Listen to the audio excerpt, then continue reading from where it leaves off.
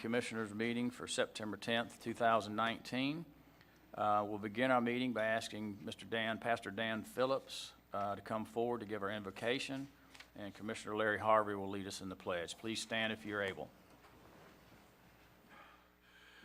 Commissioner, since the last time that we met, some very serious things have happened in our state and in our county. They have happened such that they have just turned lives upside down. But we've got a God that is able. He knows what has happened. He knows how to protect. He knows how to meet needs. And he asks us to show the same compassion to them that we would want extended to us. Let's pray. Father, here as we are in this county commission meeting, we know some terrible things have happened. Some very extreme things have happened in our weather. Lives have been changed. Lives have been changed forever. And Father, we ask that you move with the same compassion you extend to us, that we extend that compassion to others. Help them to sense and to know their feelings. Help us to know their hurt, their anxiety, and help us, Father, to move to make things better. So, Father, in this county, we have got some wonderful leaders. We have got some leaders that have chosen to be available, to throw their hat in the ring, and to want to make this county better. And so, Father, guide them, move among them, and help them, Father, to make our county better. For it's in Jesus' name we pray. Amen. Amen. Join me in the pledge. I pledge allegiance to the Flag of the United States of America and to the republic for which it stands, one nation, under God, indivisible, with liberty and justice for all.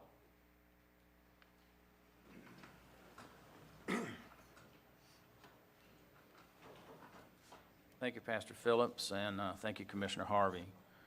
Okay, Commissioners, on our first item of business, item 2, approval of the June 18th, 2019 Board of County Commissioner regular workshop minutes. So moved. For approve.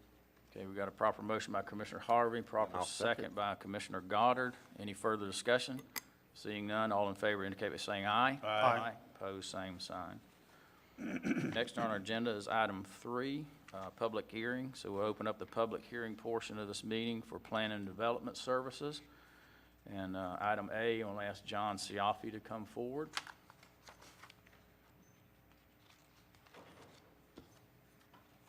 Good morning, Commissioners. Good morning. This item is going to be continued to our next board meeting. We're working on the ordinance verbiage with legal. Get it corrected. Okay, You so need a motion to continue, Mr. Chairman? Or Yeah, I believe we need a motion for a continuance to the to next regular board meeting. Yes, sir. So moved. Can we make that a date and time certain so we don't have to do a second advertisement what's the possibly? date of the next meeting? 9/24 at 9 a.m. would be great. Make that 9/24 at 9 a.m. in the morning. Okay. Second. Got a proper motion by Commissioner Turner, proper second by Commissioner Rawls. Any further discussion? Okay, all in favor indicate by saying aye. Aye. Thank you, Commissioner. Same sign. Okay, thank you.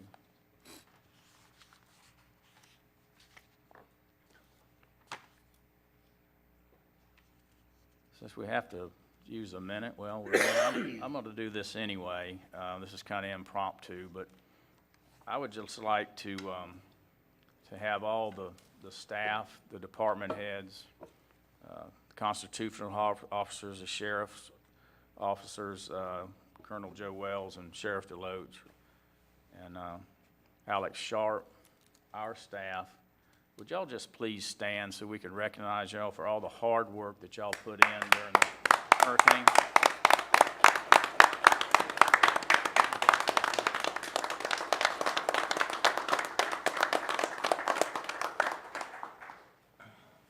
And I know some staff that couldn't be here today, but hopefully they can hear me, and it's just our deepest appreciation as far as the county commissioners.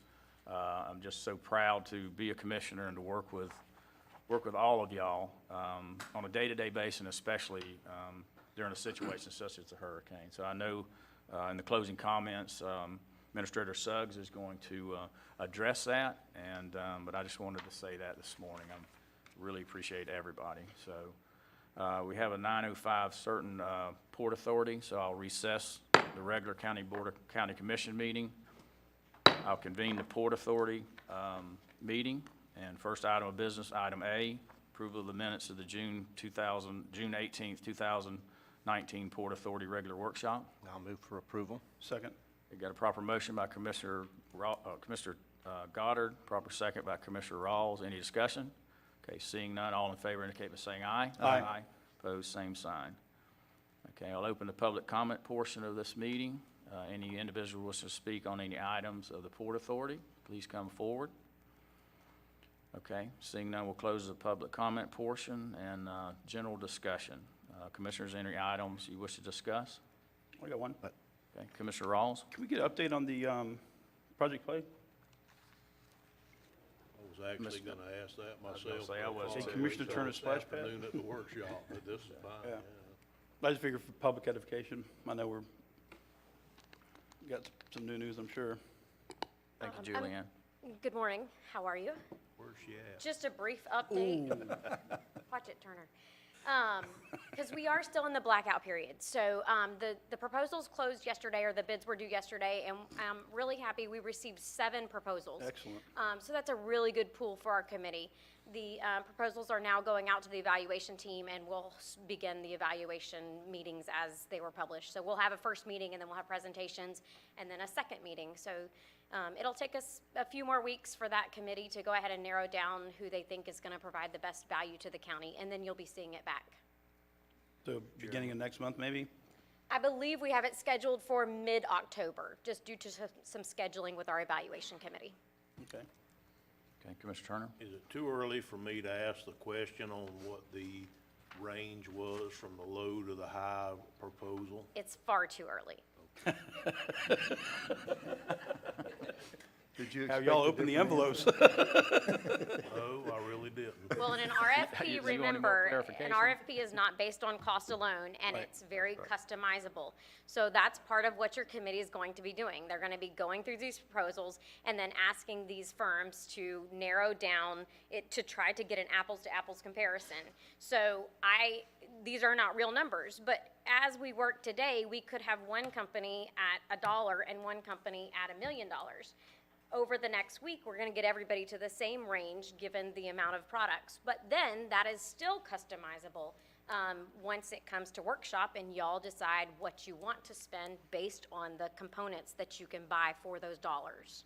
So it's a very fluid situation, and for today, there is no range of costs. Okay, would it be reasonable to ask at this point that the committee be told that budget is a consideration for this project? Oh, absolutely, At the and they very have least. been told that budget is obviously, we're fiscally constrained as a county, and we want this, but it's clearly gonna be something that's very contingent upon what we're able to do in the budget. And the committee understands too that, as it was published to the vendors, the committee is going to provide you a rank order. They're gonna say, firm XYZ provides the best value and solution to the county. Then that's gonna come to workshop on the same day, and y'all are going to say, yeah, we like that, but we like it at this level, not this level. So there's gonna be options even after the committee makes that rank order to you to ensure you can fit it into your budget. Thank you for the explanation. Sure. Mr. Chairman, if I might, I think it's important for the public to know that this is a really cool process that we're going through, and it gives us a smorgasbord of opportunities when it comes to this. This is about as close to design build as you're going to get, and without having to spend a penny, we've got 7 respondents at the table with different variations of ideas, and we're going to be able to pick and choose components. I applaud you guys for what you're doing. I think this is a great opportunity for the citizens. Thanks. Okay, any other questions? Okay, thank you, Julianne. Okay. Any further business for the Port Authority? Any comments? Okay. We'll adjourn the Port Authority meeting, and we'll reconvene the regular Board of County Commission meeting, and we'll move down the presentations. And I'm going to swap A and B, if that's okay. I've mentioned that to Stacy Papel, so I'd like to ask her to come to the podium for the proclamation of the Daughters of the American Revolution, and I will meet you at the podium.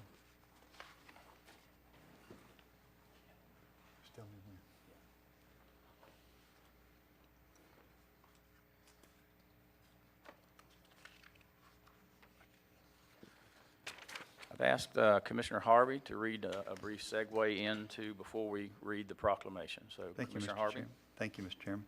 The United States Constitution stands as a testament to the tenacity of Americans throughout history to maintain their liberties and freedoms and to ensure those unalienable rights to every American.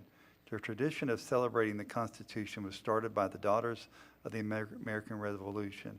In 1955, the Daughters of the American Revolution petitioned Congress to set aside September 17th to the 23rd annually to be dedicated for the observance of the Constitution Week.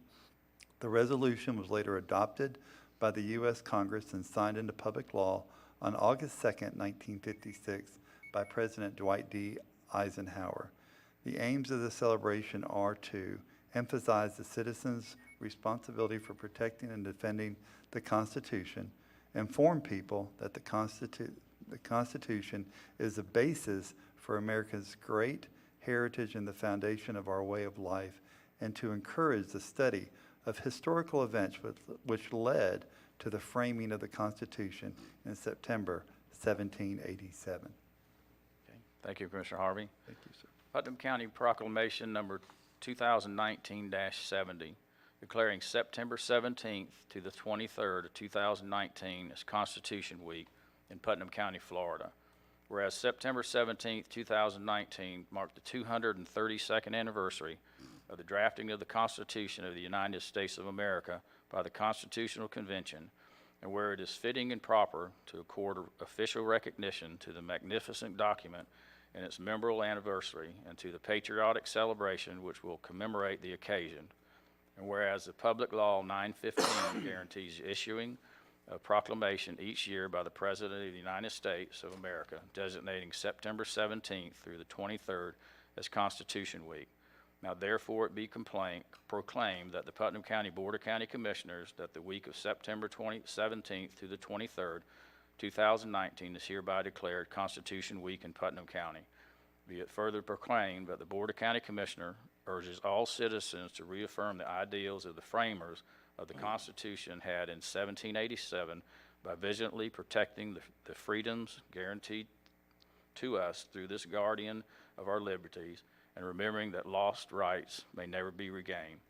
Duly proclaimed this 10th day of September 2019. Commissioners, I present this proclamation. Mr. Chairman, I move approval. Second? Okay, got a proper motion by Commissioner Harvey and a proper second by Commissioner Goddard. Any further discussion? All in favor indicate by saying aye. Aye. Opposed, same sign. I'm proud to present this to you.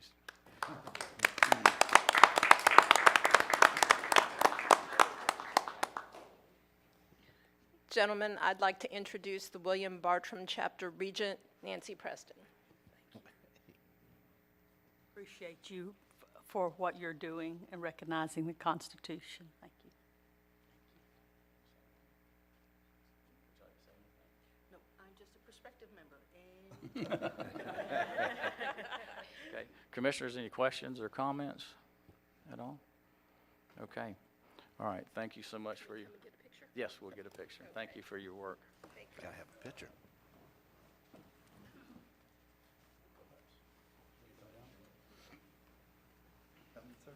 Sure.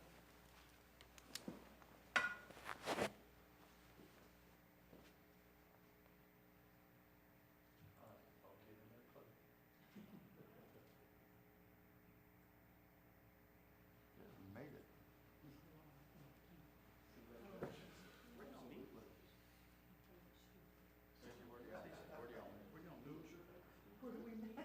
We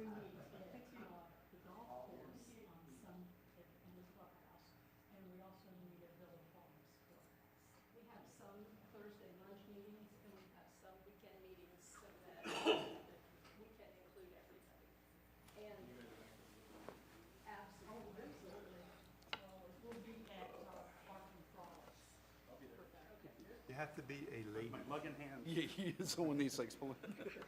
He can wear a dress. In the mug, right?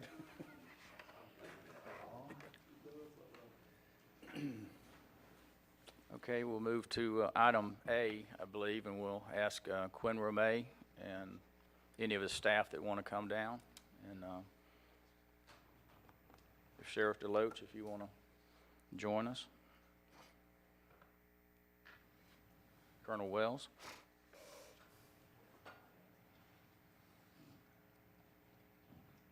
Okay, I've asked Commissioner Goddard to read the proclamation, but I'd like to read an intro before we get to the proclamation. On September 11th, 2001, the American people endured with courage and heroism the worst attack on U.S. soil in the nation's history. Americans across the country came together in remarkable spirit and patriotism, unity, and carried out countless acts of kindness, generosity, and compassion. Community organizers and family members of 9/11 victims began observing the anniversary of September 11th as a charitable service day to honor the memory of those who were lost and those who were united to respond to the tragedy, including law enforcement officers, first responders, and volunteers. Putnam County has many brave men and women serving our county with heroically, tirelessly, and courageously put their own well-being at risk in difficult, stressful, and often dangerous situations. Commissioner Goddard, would you read the proclamation? I will, be honored to. Putnam County Proclamation Number 2019-65. Patriot Day and a day of prayer, service, and remembrance. Whereas on September 11th, 2001, the American people endured with courage and heroism the worst attack on U.S. soil in the nation's history. And whereas in response to this tragedy, Americans across the country came together in a remarkable spirit of patriotism and unity, carried out countless acts of kindness, generosity, compassion, and whereas community organizations, family members of 9/11 victims began observing the anniversary of September 11th as a charitable service day to honor the memory of those who were lost and those who united in response to the tragedy, including law enforcement officers, first responders, and volunteers, and whereas Putnam County has many brave men and women serving our county who heroically, tirelessly, and courageously put their own well-being at risk in difficult, stressful, and often dangerous situations. And whereas the Awakening America Alliance, Cry Out America, has called people to gather for prayer, our historic leaders have called for periods of prayer for our nation, and God has called his people to observe solemn assemblies for generations. And whereas a solemn assembly is a day of restraint where religious and political leaders gather in a serious nature to bring their petitions in prayer to God. And whereas God has promised in the Bible in 2 Chronicles 7:14 through 15, if my people, which are called by my name, shall humble themselves and pray and seek my face and turn from their wicked ways, then I will hear from heaven, and I will forgive their sin. I will heal their land. Now mine eyes shall be open, and mine ears attent into the prayer that is made in this place. Now therefore be it proclaimed by the Putnam County Board of Commissioners that September 11th is hereby recognized as Patriot Day and a day of prayer, service, and remembrance for the victims of the terrorist attacks on September 11th, 2011. In Putnam County, and its citizens are called upon to honor the lives and memories of those lost through participation in community service and remembrance ceremonies on this day and throughout the year. Be it further proclaimed that the citizens of Putnam County are urged to show their support and appreciation of our local heroes, including law enforcement officers, firefighters, paramedics, first responders, and volunteers of Putnam County who gave of themselves to protect and serve their communities. Thus proclaimed this 10th day of September, 2019. I move for approval. Second. Okay, got a proper approval or motion by Commissioner Goddard, proper second by Commissioner Rawls. Any discussion? All in favor indicate by saying aye. Aye. Aye. Opposed, same sign. It's my honor to present this proclamation to you gentlemen.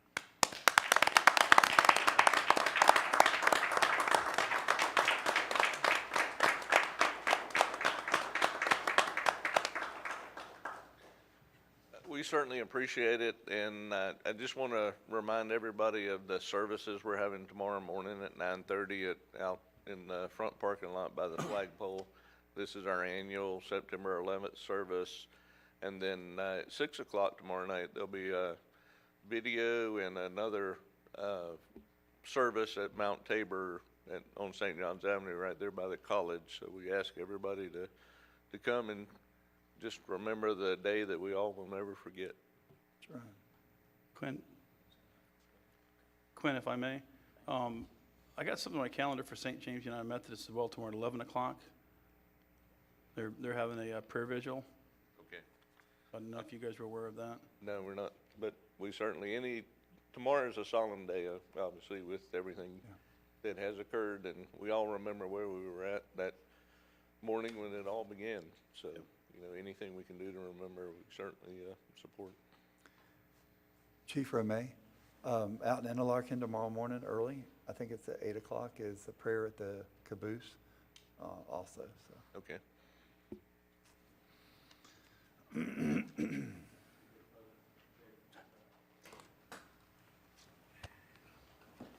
Photoshop this one, though.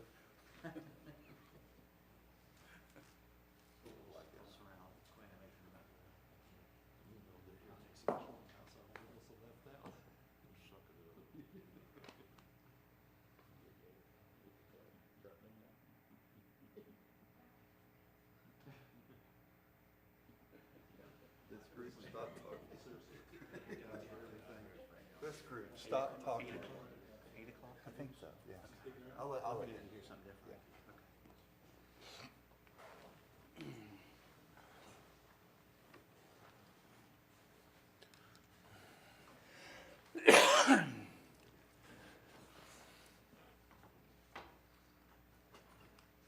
Thank you, Commissioner Goddard, for that long proclamation. But not a lot of notice. Okay, we'll move down to item 6, public comment. This portion of the agenda is designed to allow citizens an opportunity to bring matters to the attention of the board. It's not reasonable to expect the board will engage in debate or deliberation on matters on which the board has received no prior information. Please limit your comments to 3 minutes. We have comment cards at the entrance and exit of the building. We prefer you fill those out and give those to our clerk, Sarah Oliver, to my left, to your right, for the record. So do we have any individuals wishing to make public comment? Please come forward. President Pickens?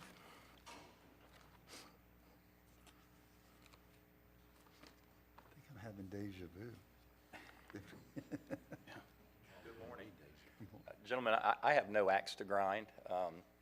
I'm here at the request of the sheriff because I think the sheriff had some things that he wanted to talk to you about as it related to the Buffalo Bluff railroad crossing. I did promise you all that I would communicate with you to let you know if the signage had been changed, and when I went by about 5 o'clock yesterday, it had been changed to indicate that the crossing would be closed starting at 8 o'clock. It didn't have any information about when it would reopen.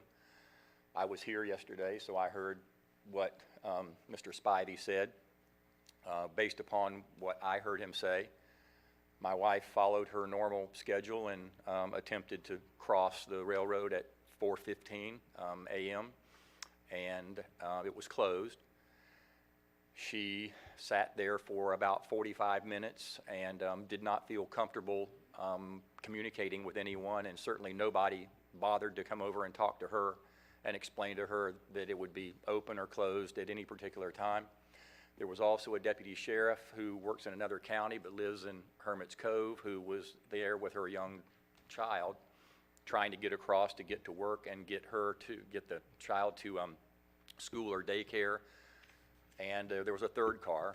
At about 5 o'clock, Carol gave up and came home and spent about an hour and then went back out about 6 o'clock, and it was still closed. And she waited until about 10 till 7, at which time there were about a dozen cars waiting to get across when they finally opened it, and they were allowed to go by. I told Commissioner Turner when he inquired this morning, as did Mr. Harvey, that I'd let him know the status when I went by about 7:45, and it was closed, but they were opening it for cars to go by, so one lane was open. And so it was passable by vehicles by then. I inquired as to when they would be done, is a word that I used, and the fellow said in about a couple of hours, so about 10 o'clock. So my assumption is they were just going to work until they finished and move on. But at least cars can go back and forth now. I heard the sheriff's comments yesterday that he didn't have any faith in actually the subcontractor doing what was promised on the phone, and frankly, the sheriff was correct. And just a few people relied on the representations of the person from CSX, and those representations, again, unfortunately, the sheriff's prediction proved to be true. Mr. Chairman, Yes. I was gonna bring this up under commissioner comments, but seeing as though Mr. Pickens, lit the fire under this pot, I just soon start stirring it. I was the one yesterday that was, I feel like was trying to give them the opportunity, them being CSX, give them the opportunity to do the right thing and let us trust in their commitment. I feel like that they just waved that off like it didn't mean anything at all and said it was an estimate this morning, I believe were the words that came to me, instead of a commitment. Well, this commissioner didn't take it as an estimate. This commissioner took it as a commitment by CSX to be done by 4 in the morning, or at least open it up till 4 in the morning and possibly come back tonight if they needed to finish, or at least have it opened. It's acceptable to me to have one lane open, and like they did after 7 o'clock or whatever this morning, that's acceptable to me. It's not acceptable to me to tell our citizens that we're going to have that open, or they're going to have that open by 4 o'clock in the morning, and then somebody has to wait there 3 hours or can't make other arrangements, like leave a car on the other side if they need to be at work, or this deputy from another county that needed to be at work, or have their children at a certain place. That's not acceptable to me. And I'm not exactly sure what we need to do about it, but I believe we need to do something. And it's not that they're gonna be done with that one at 10 o'clock this morning. We have several more of them coming up in the next few days. If they're not gonna make this commitment to us, then we need to do something else. And I don't know exactly what that is. I'm gonna defer to legal, or I'm gonna defer to the sheriff to tell me what we need to do. I was told when I talked to Gator about it this morning, or Sheriff DeLoach, I was told that if we go on and do an injunction and we can get a judge to sign off on it, we can put it in there that they can't work except from 8 o'clock in the evening till 5 o'clock in the morning, and that's all there is to it. If they get caught outside of that injunction, he can go arrest them, correct? The recommendation that I made yesterday was that the county join the sheriff's office and the school district in applying for an injunctive relief, which would prevent them, at the very least, from working during certain hours. As I said yesterday, and as Mr. Pickens said, and Commissioner Turner said, I believe I can speak collectively for the group that we understood the work would be completed, if not completed, but the road would be passable by 4 a.m. this morning to allow vehicular traffic to pass through. Just to reiterate what I'd said yesterday, I had little faith in CSX's ability to keep their word based on some of the past interactions that we've had with them before. And notwithstanding that, Commissioner Turner alluded to this just a few moments ago, there are multiple other crossings in the county that this same type of work will be completed, and at least one of which where there is only one point of ingress and egress. So at this point, I've actually directed my legal advisor to prepare an injunction for protection to be presented to one of the circuit judges and to contemplate that matter before making a decision. And I would ask just to renew my request yesterday that the county join with us in that cause. Mr. Chairman? Commissioner Rawls? Mr. DeNovo, do we have a right to stop somebody from working on a road that we own?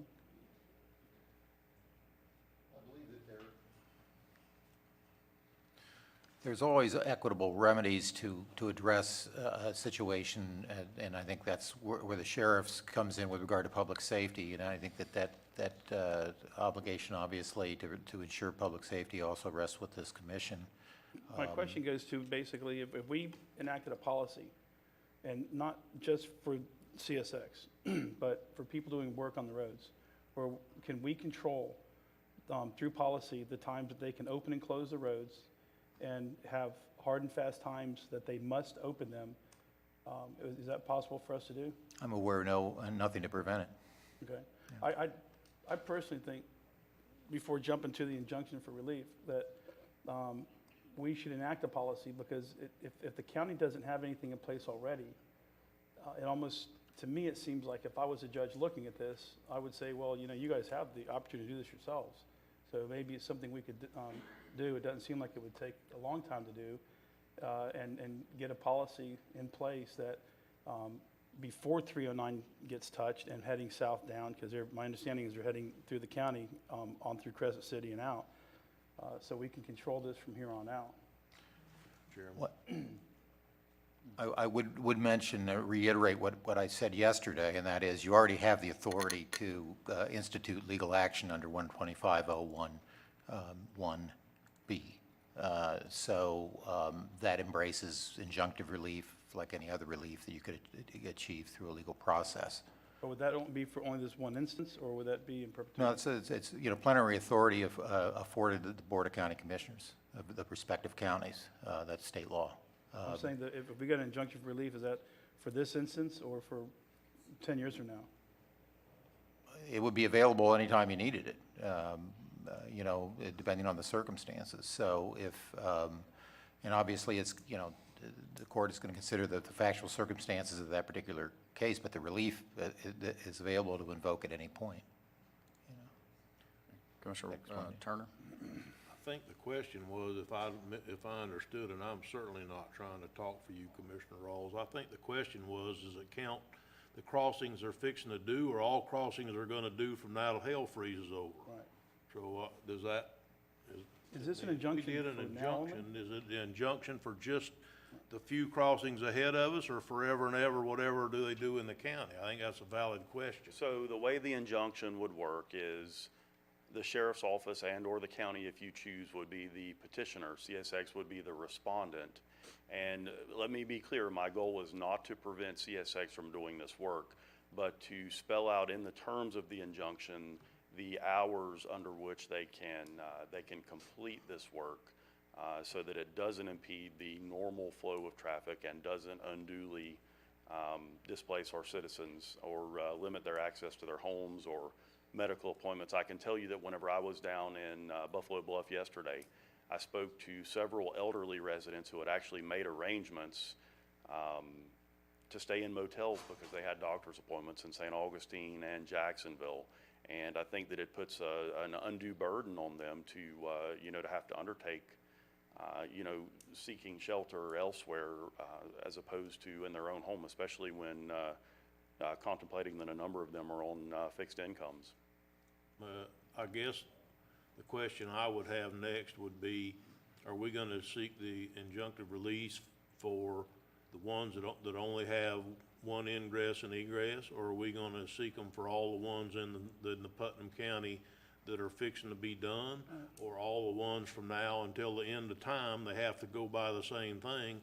And actually, I'm with Commissioner Rawls on this one. I think we should set some kind of policy.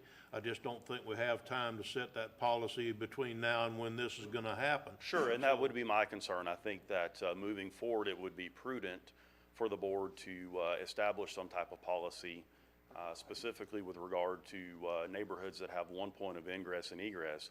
But there is even a public safety concern with some of those intersections that are affected where there may be an alternate route, in that it would significantly increase our response times and potentially put folks' lives and their safety in danger because of the increase in response times, not only from law enforcement, but from emergency services as well. Having not seen them do this, could they not do it half at the time, close one lane, do that lane, or do the other, and back and forth, or is it? I can't really. Is the timbers they're using, or the material they're using, the width of the road, or? Speak to the, how they actually go about doing the work. It's not something that I've ever had any experience with. My belief is, and I'm certainly a layman when it comes to railroad construction, but my belief is that they likely have the ability to do one side at a time. And certainly that's something that we would contemplate whenever we're crafting the motion for the injunction. So basically, when you're crafting the motion, you're gonna make it state that they can close one side at the time with proper traffic, control, but they can't close the whole thing except during a certain period Or of if they, time. yes, that's correct. Or if they do close the entire crossing, it's only during specified hours. Okay. Yeah, 'cause if I could interject here, just because I have concerns on the next one they're gonna do is it's 309. And Quinn, when did you say the sign was put up yesterday afternoon? And all it says is it's gonna be closed at 8 PM tonight, right? That's it. It doesn't say when it's gonna open, how long it's gonna be closed. So, and this was just put up. They said yesterday, I heard very clearly there'd be a 2-week notice. So I assume there would be signs up 2 weeks before, notifying people that it would be closed. So I'm afraid there's gonna be a log jam, I you can know, tell you that. Thursday morning at 309. Sure. I can tell you that in the 17. past, CSX, whenever they've repaired some of these crossings, as recent as 5 or 6 years ago, that the signs went up 2 weeks in advance, and their policy is to actually go door to door and hand out flyers and notify all the residents that are in the affected area. I can tell you that none of that happened. You just heard President Pickens yesterday tell us that the sign was actually in place 3 days in advance of the closing, and to say the least, the verbiage on the sign was misleading. What's changed? I don't know if it has, if it's an issue specifically relating to this contractor, but I go back to my statement that I made yesterday that CSX has a history of not being a good neighbor with Putnam County. And we've had some negative interactions in the past with them and continue to do so on some other issues. So back to my original question, if I may. This injunction, if it's put in place, is against CSX only, correct? Well, we would name CSX and the contractor as Okay, well, no, but- respondents in the injunction. So what if we had somebody that was going to be doing some other type of maintenance that required closing a road? Where I'm going with this is I think it's in our best interest, no matter what happens with the injunction, that we establish a policy that gives us the ability to control the opening and closings of roads under our discretion, where we set the rules and they're enforceable. If you get an injunction for relief, how is that enforced? There are actually criminal terms that are associated with an injunction. So could we not have that as well as a policy and not, my fear is this, if CSX come back and fights this and says it's disparate treatment, what leg do we stand on then? I'm saying if we have a policy that covers everybody and we don't focus just on CSX, but we look at any other type of contract that might work on one of our roadways. Sure, so the injunction that we would seek would actually be a petition for injunction based on the emergent nature of this situation here, and it would apply specifically and narrowly to the crossings that they have named that they're going to repair in Putnam County.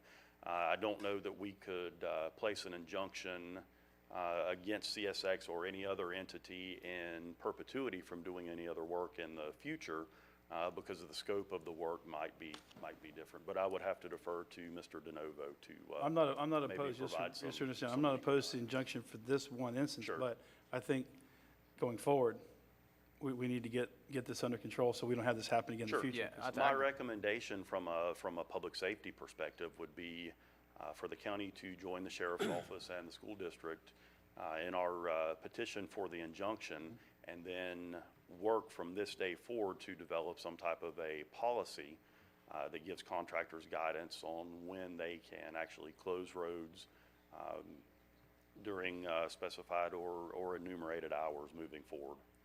I just, Mr. Chairman, if I may, I just want to make sure when we write this policy that I'm for, that we include in there that someone can come to the board or come to somebody and ask for a change. And I don't want to make it so restrictive that we can't get the work done.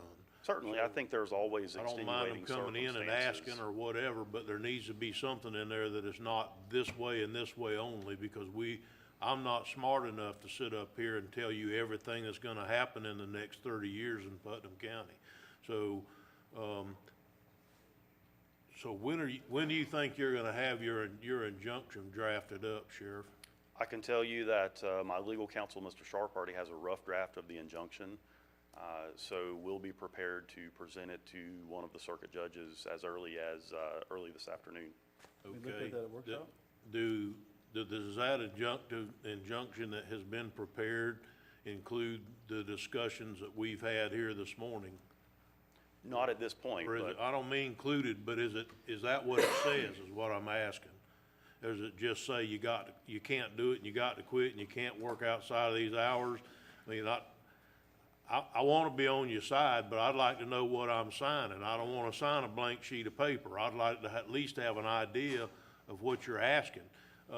sure, no, and I would defer to Mr. DeNovo and Mr. Sharp and ask that they work together collectively to craft the language of the injunction, specifically regarding your concerns that I talked about just a few moments ago about the hours the work can be completed and/or allowing access through one lane of travel. That's our intent.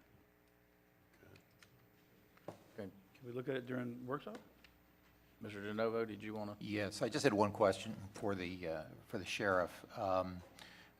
There's a specific statute that prescribes notice, and I'll read it to you. It's section 336.048 Florida statutes. It says, whenever any road on the county, when any road on the county road or city street system is repaired, reconstructed, or otherwise altered in a manner that necessitates the closing of one or more traveling lanes of the road for a period of time exceeding 2 hours, the party performing such work shall give notice to the appropriate law enforcement agency within whose jurisdiction such road is located prior to commencing work on the project. However, when the closing of one or more lanes is required because of emergency conditions, such notice shall be waived. Sheriff, did you receive this notice in advance of the work that was conducted on this No, road? Mr. DeNovo, I can tell you authoritatively that no such notice came to our office. Thank you. Mr. Chairman, if I may, that's extremely vague. It just says notice. It could have been 60 seconds before, and that constitutes notice. But I think this is part of what we need to address, is putting more teeth in it and more absolution, because, what constitutes notice? Well, the point is, Commissioner Rawls, is that no notice was given. Okay, and that was my question to the sheriff. Now, notices were given, Notices were given. were given to us.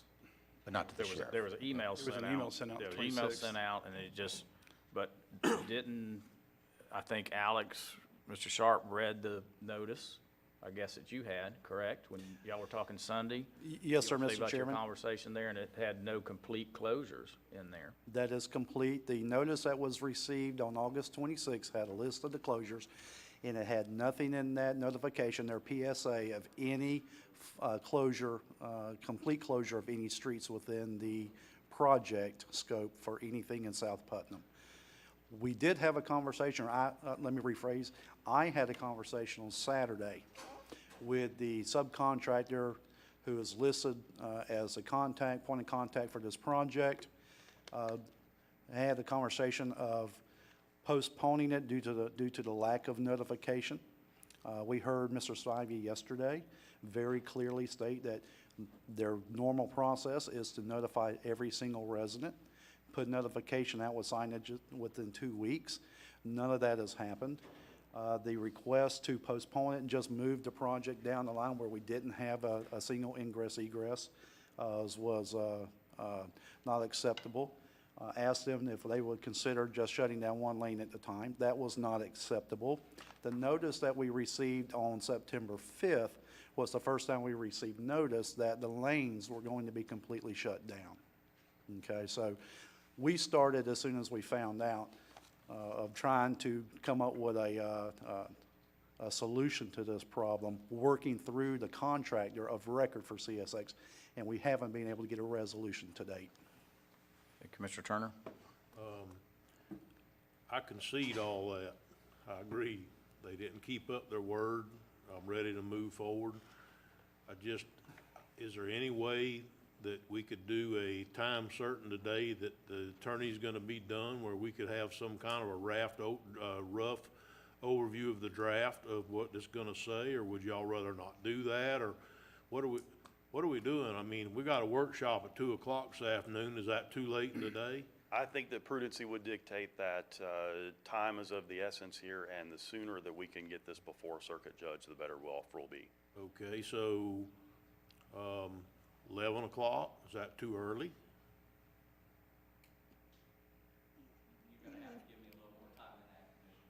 Why ain't you already done it? I'm just kidding with you, Doug. Sitting right there. You've thrown in, Alex Sharp, General Counsel, Sheriff's Office, you've thrown in a lot of provisions that we certainly can include in that. And I'd like to also be able to discuss with Mr. DeNovo, any other, things that we need to put in there, on the scope of, what we're asking and so forth. But I can tell you that we could probably have it by, your workshop, a rough draft of it for you to approve or disapprove of any of the. Well, I would appreciate it. I'm willing to sign on and support the Sheriff's Department School Board. I think that we gave CSX the opportunity to be a good neighbor, and they declined by, saying that it was not a commitment, but an estimate. It's not what I heard yesterday. I heard it was a commitment, or I took it wrong. I don't know. about the They were other. very clear. That was my I thought it understanding was as very well. clear. I heard that it was a commitment, 4 they would o'clock do was that, and they was a just time basically certain that work would thumb their be- nose would at be it, so. completed. Yes, I am ready to sign on the injunction, but I think in prudency, I just need to at least see a draft of where we're going or something. And then I'd feel more comfortable about it, but I'm ready to sign on. I concur. Okay, so you can have it ready for the 2 o'clock workshop. We can fit that in, I believe. Administrator Suggs, would that be? If we have a document, I'll make sure it gets fit onto the agenda, and we'll do it first thing. Can I ask one more question? Okay. Has- Mr. Rawls? Have y'all even talked to a judge to see if this is gonna be approved? I think that it would be inappropriate for us to Okay. Preemptively have a conversation with the judge prior to placing that document in their hands. So no, we have not had a conversation with the judge. Okay. Commissioner Harvey? Thank you, Mr. Chairman. Thank you, Sheriff, for this. Help me understand that yesterday it was the board that was going to do this, but today it's you, the Sheriff's Department, and the school board. Has the school board met yet to determine if they're going to do that? I've talked with the superintendent, and But he has the has school board agreed met? to. I don't know. I don't regularly attend their meetings, and it's entirely up to the board. You know, this is something that, as a constitutionally elected officer, I Right. have the ability to do on my own. I'm asking the board to join us in this cause because of the number of residents that are affected by it. No, I agree, and I concur. I support that. I just think that there could be some liability issues facing us. I'd rather get Mr. Spivey on the phone right now in a public meeting and say, this is what you said yesterday. Our intent is to go forward with this. Now, tell me what the difference is.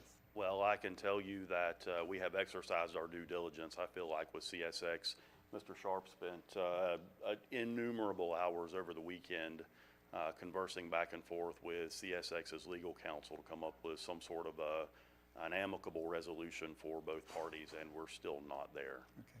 One last thing, and you might not know this, is our circuit court the proper court? Because Yes. my research says it's the U.S. District Court. No, it would be the circuit court. Okay.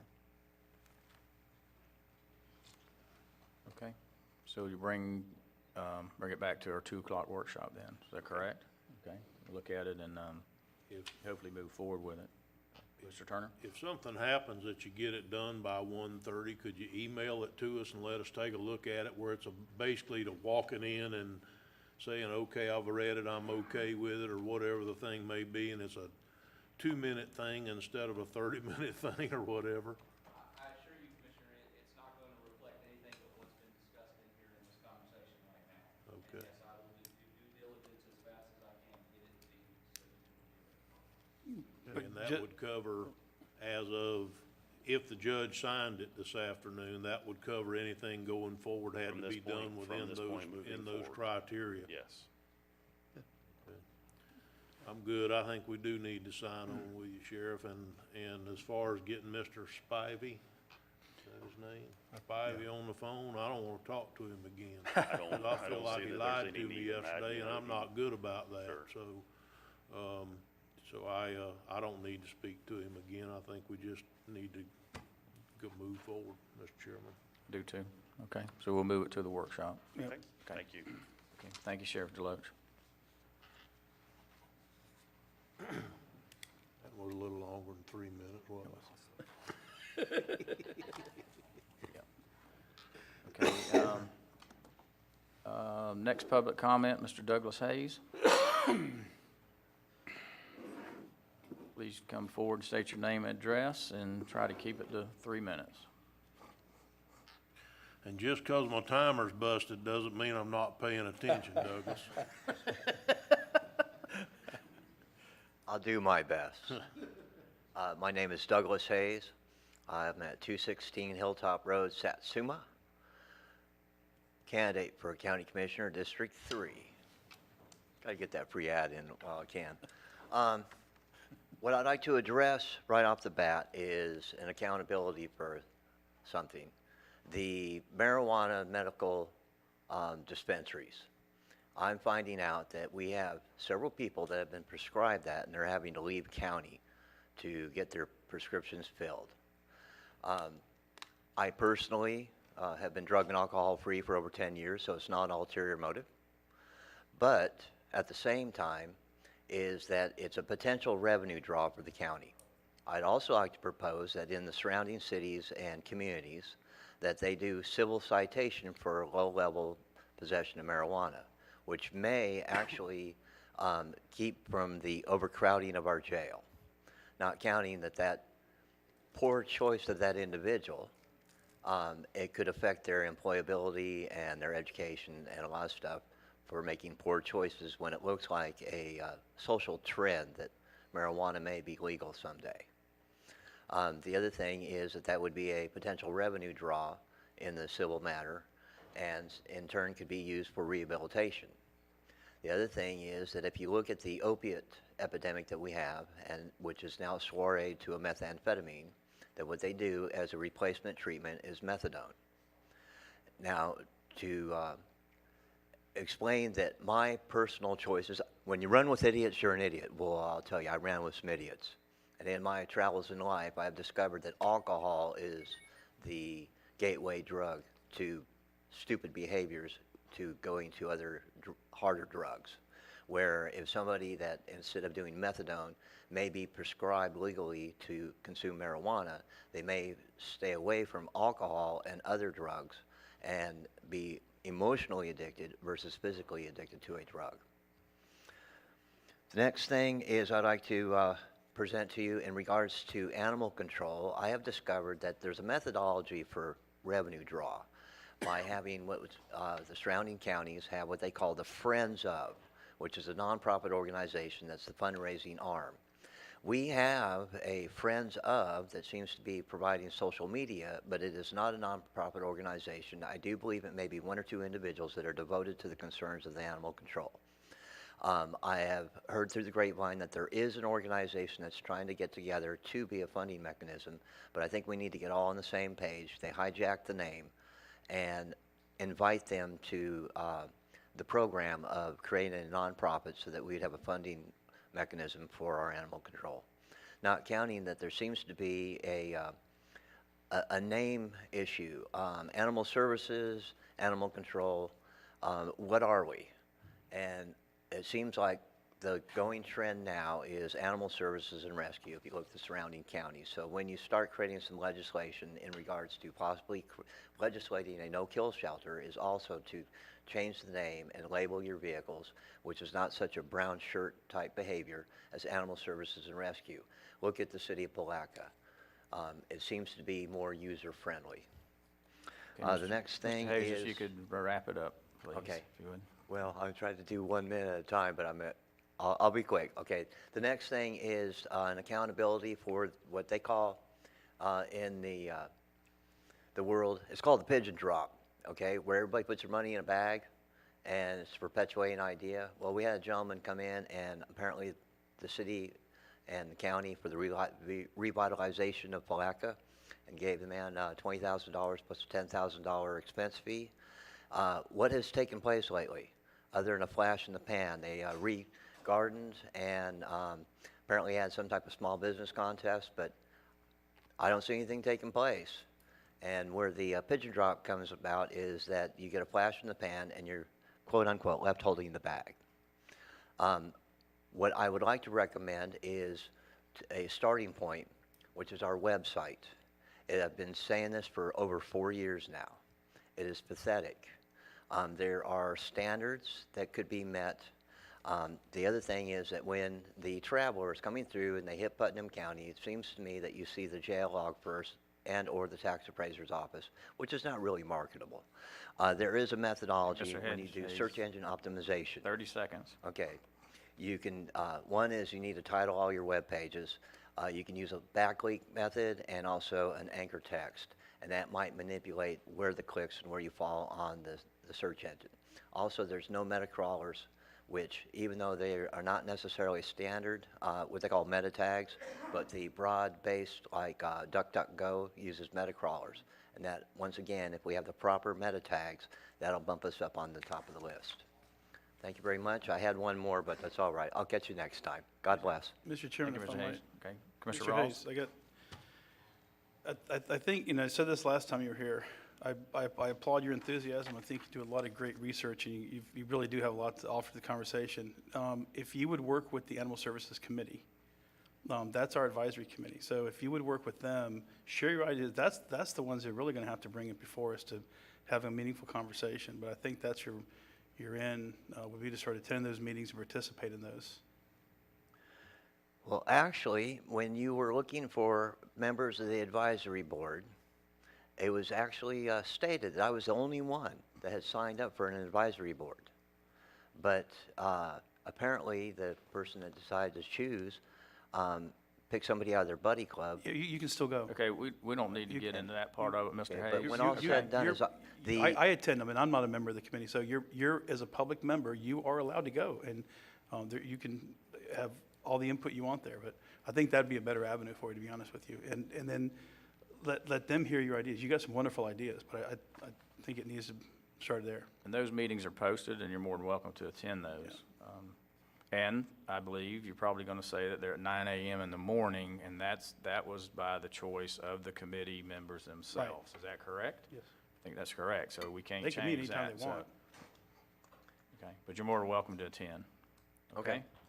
All right, sir, thank you. If there was a contact method for the advisory, whoever it is that's sort of like the grand poobah of it, then that way I could maybe find out as to why it's 9 o'clock to see if there's a way that there would be a consensus that they would adjust it so that the working class and general public might be more apt to attend. You so have to get make a good that meeting turnout. and make that Yeah, statement. you have to make a meeting and talk to them about it, because they set their own meeting times. Yeah, I just don't know how to get a hold of them. Okay, who's you need to get to? It's on the website, but get hold of Lisa Suarez. I'm sure Lisa is there at Gentleman has a each couch meeting. out there by the jail. He's the chairman. What's his name? Mr. Traxler? Yes, Mr. Traxler is the chairman. But it's on our website. You can find it. Okay. Mr. Chairman, if he would like to contact our office, I'm sure me and Ms. Laura can get him the information that he needs. That way, next time he comes up to the commission, he'll be able to report back to you that he received the information he was seeking. Okay. Works for Okay, me, Mr. thank Hayes. you. Thank you. Okay, thank you very much. Okay, any other public comment? Okay, we'll close the public comment portion of this meeting. Paul, I see you're in the audience. I know I put you on the spot last time. Do you want to say anything else about the Patriot Day tomorrow? Yes, please.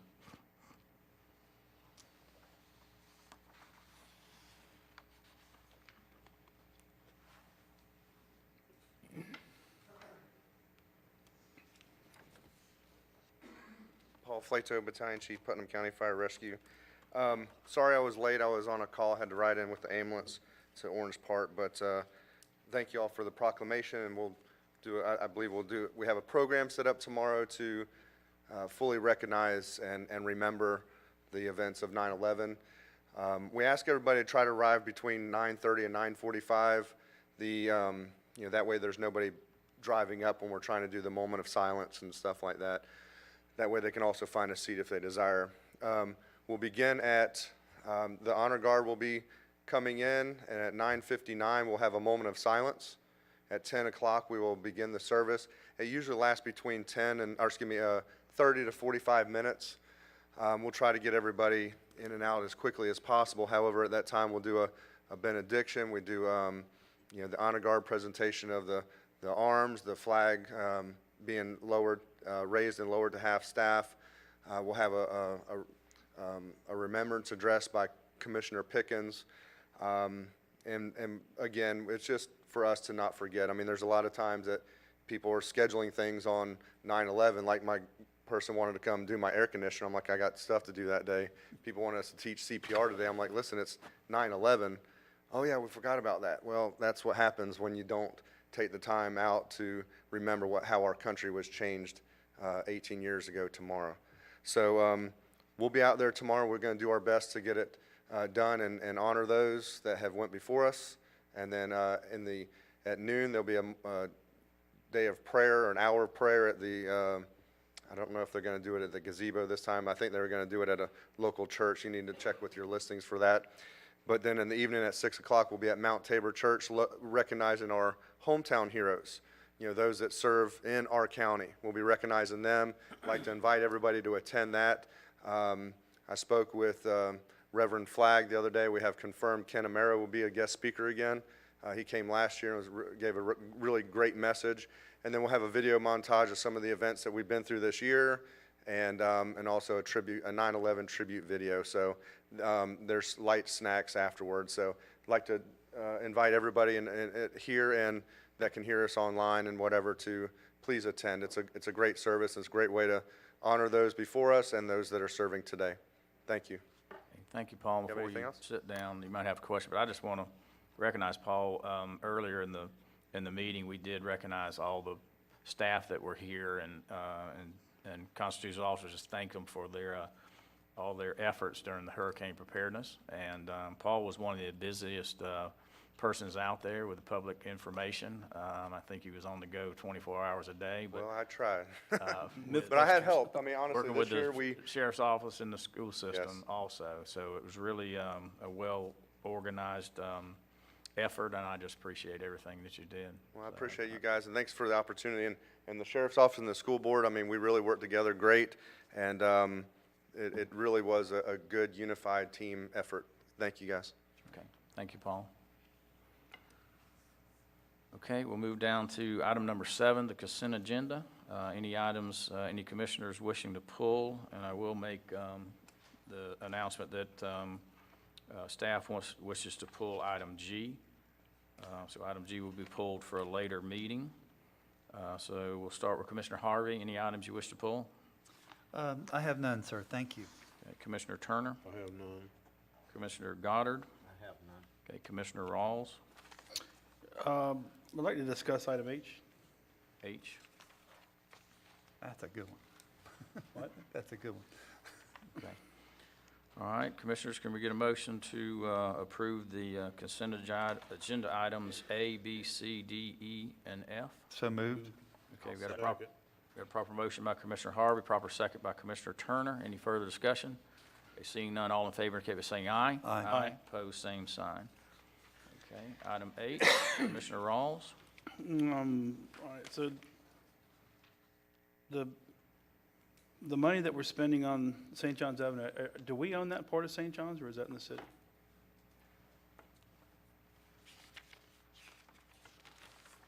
I think. Like it's St. John's down to from Palm Avenue to CSX rail crossing, Mike? It's from 11th Street or 12th Street technically. My understanding, it comes in and out of the city a few times, so I'm sorry, Mr. Chairman. Yes, I believe it goes in and out of the city through several locations, and I believe by interlocal agreement it is ours to maintain. That is correct. Is there going to be any utility work done? My understanding is the city's looking at doing utility work in that area, especially by Hudson Avenue. So We will coordinate with them. We have been in communication with Jonathan Griffin with Public Works with the city of Palatka. There are some things they will take care of before this work proceeds.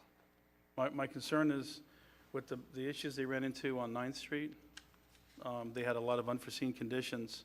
That's a major road through the city of Palaca, and it's going to impact a lot of people.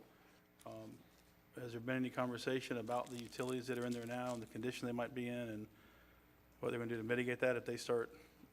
Again, we've been in communication with them. There's some minor work that needs to be done on their end, nothing that should slow this project down. Okay. No major utility infrastructure like you're seeing in the other locations Okay. is anticipated. Because that's been the gift that keeps on giving. Yes, we have been in communication with them. They are aware of this grant, and the work will be proceeding forward. We do not intend to put this pavement down and tear it up like the other areas. Okay, So- that's my fear.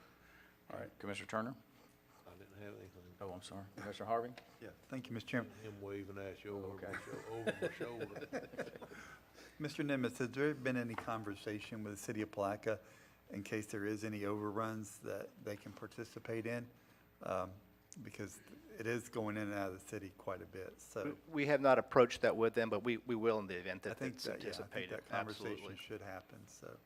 But we're pretty confident with the estimate that was I put got together it. for this application. And it's badly needed, I tell you. Oh, yeah. Badly needed, so.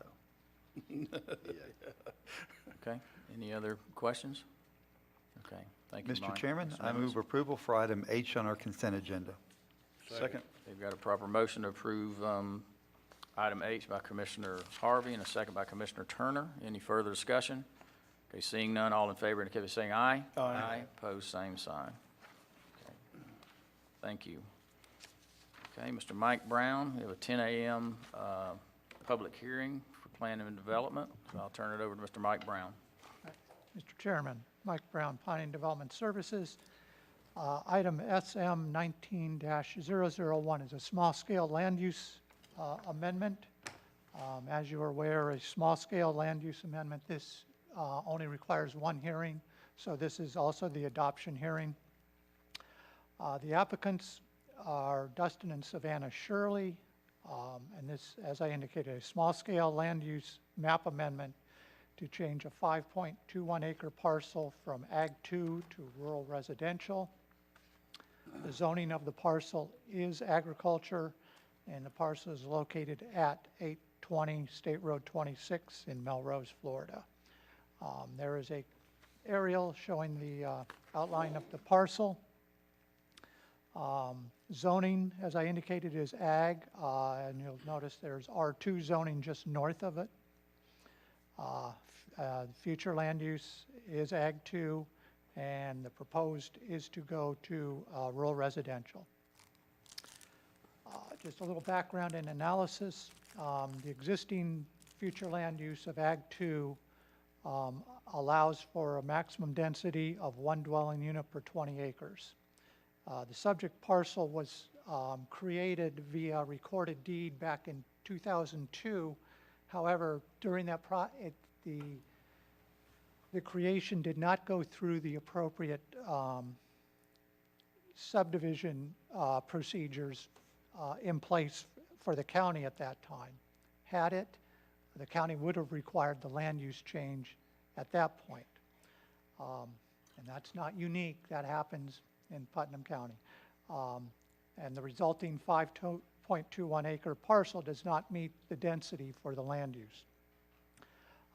So thus, the request for the change is to allow for this parcel to be developed with a single-family residence, and the request to go to rural residential. Rural residential is primarily a residential land use category, which is compatible with the development and nature of development in that area of the county. The maximum density allowed in rural residential is 1 dwelling unit per 5 acres.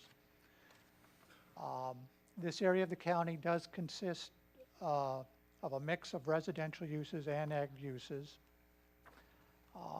Many of the parcels surrounding the area have been divided to smaller than the 20 acres. A lot of that was done prior to the comp plan, and thus those parcels that were created prior to the adoption of the comp plan can continue to develop.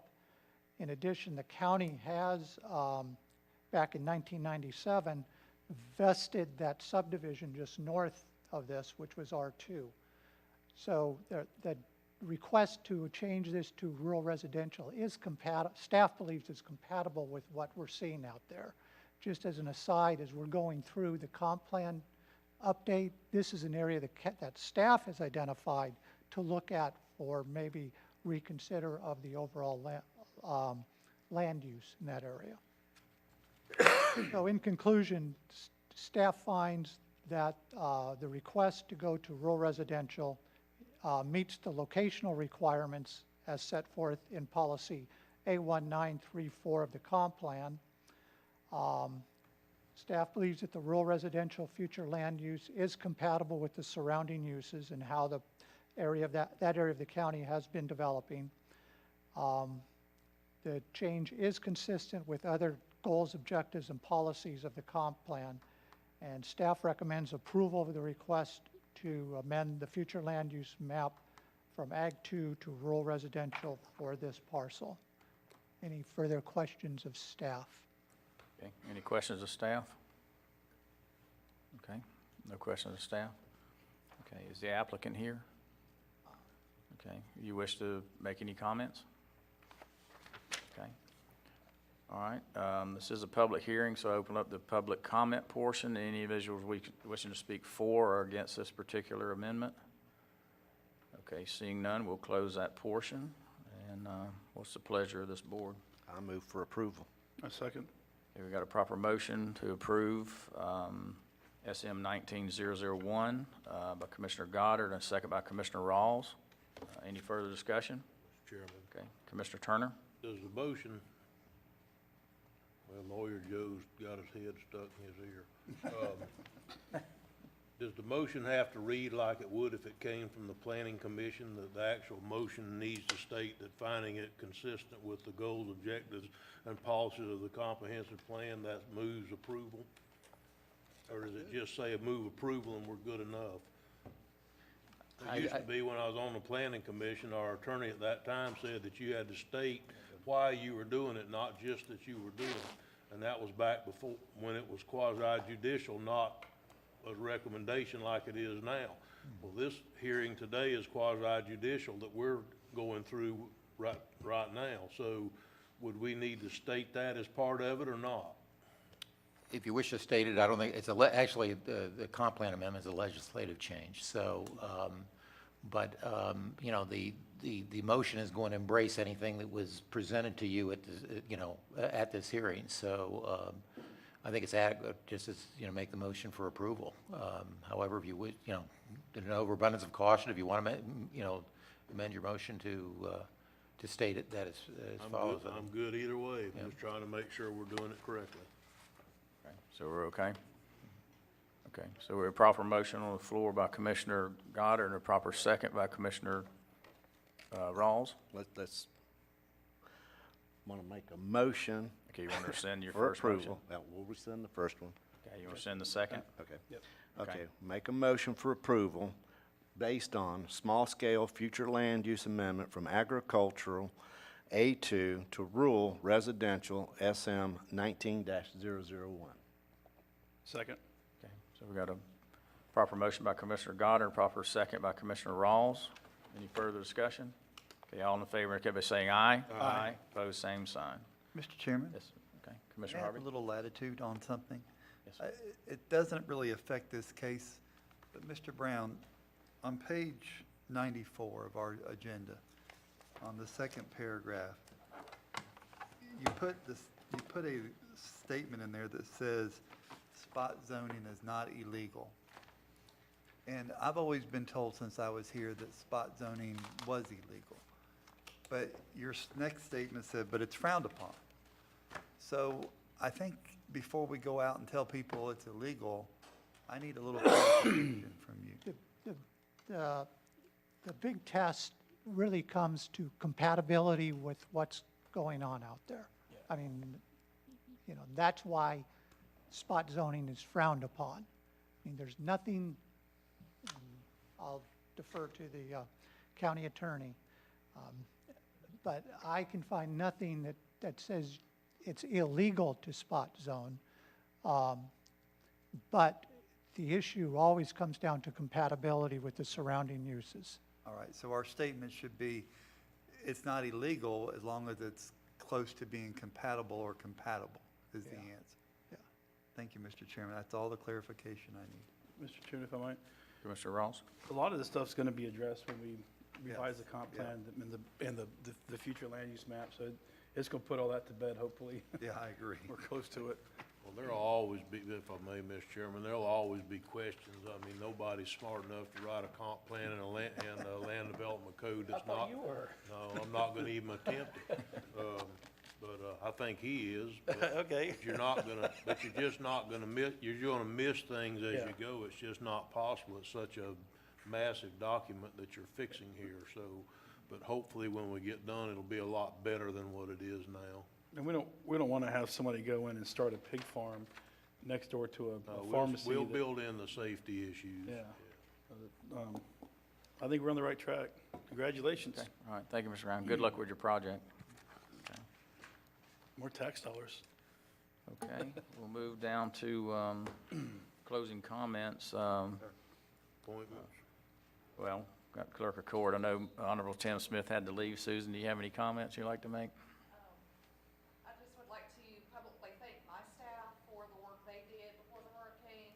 I don't think most of the departments realize that with the FEMA codes and payroll and how much IT had to help us, we took all weekend to get your payroll out early before the storm, and just thank everybody for their efforts with that.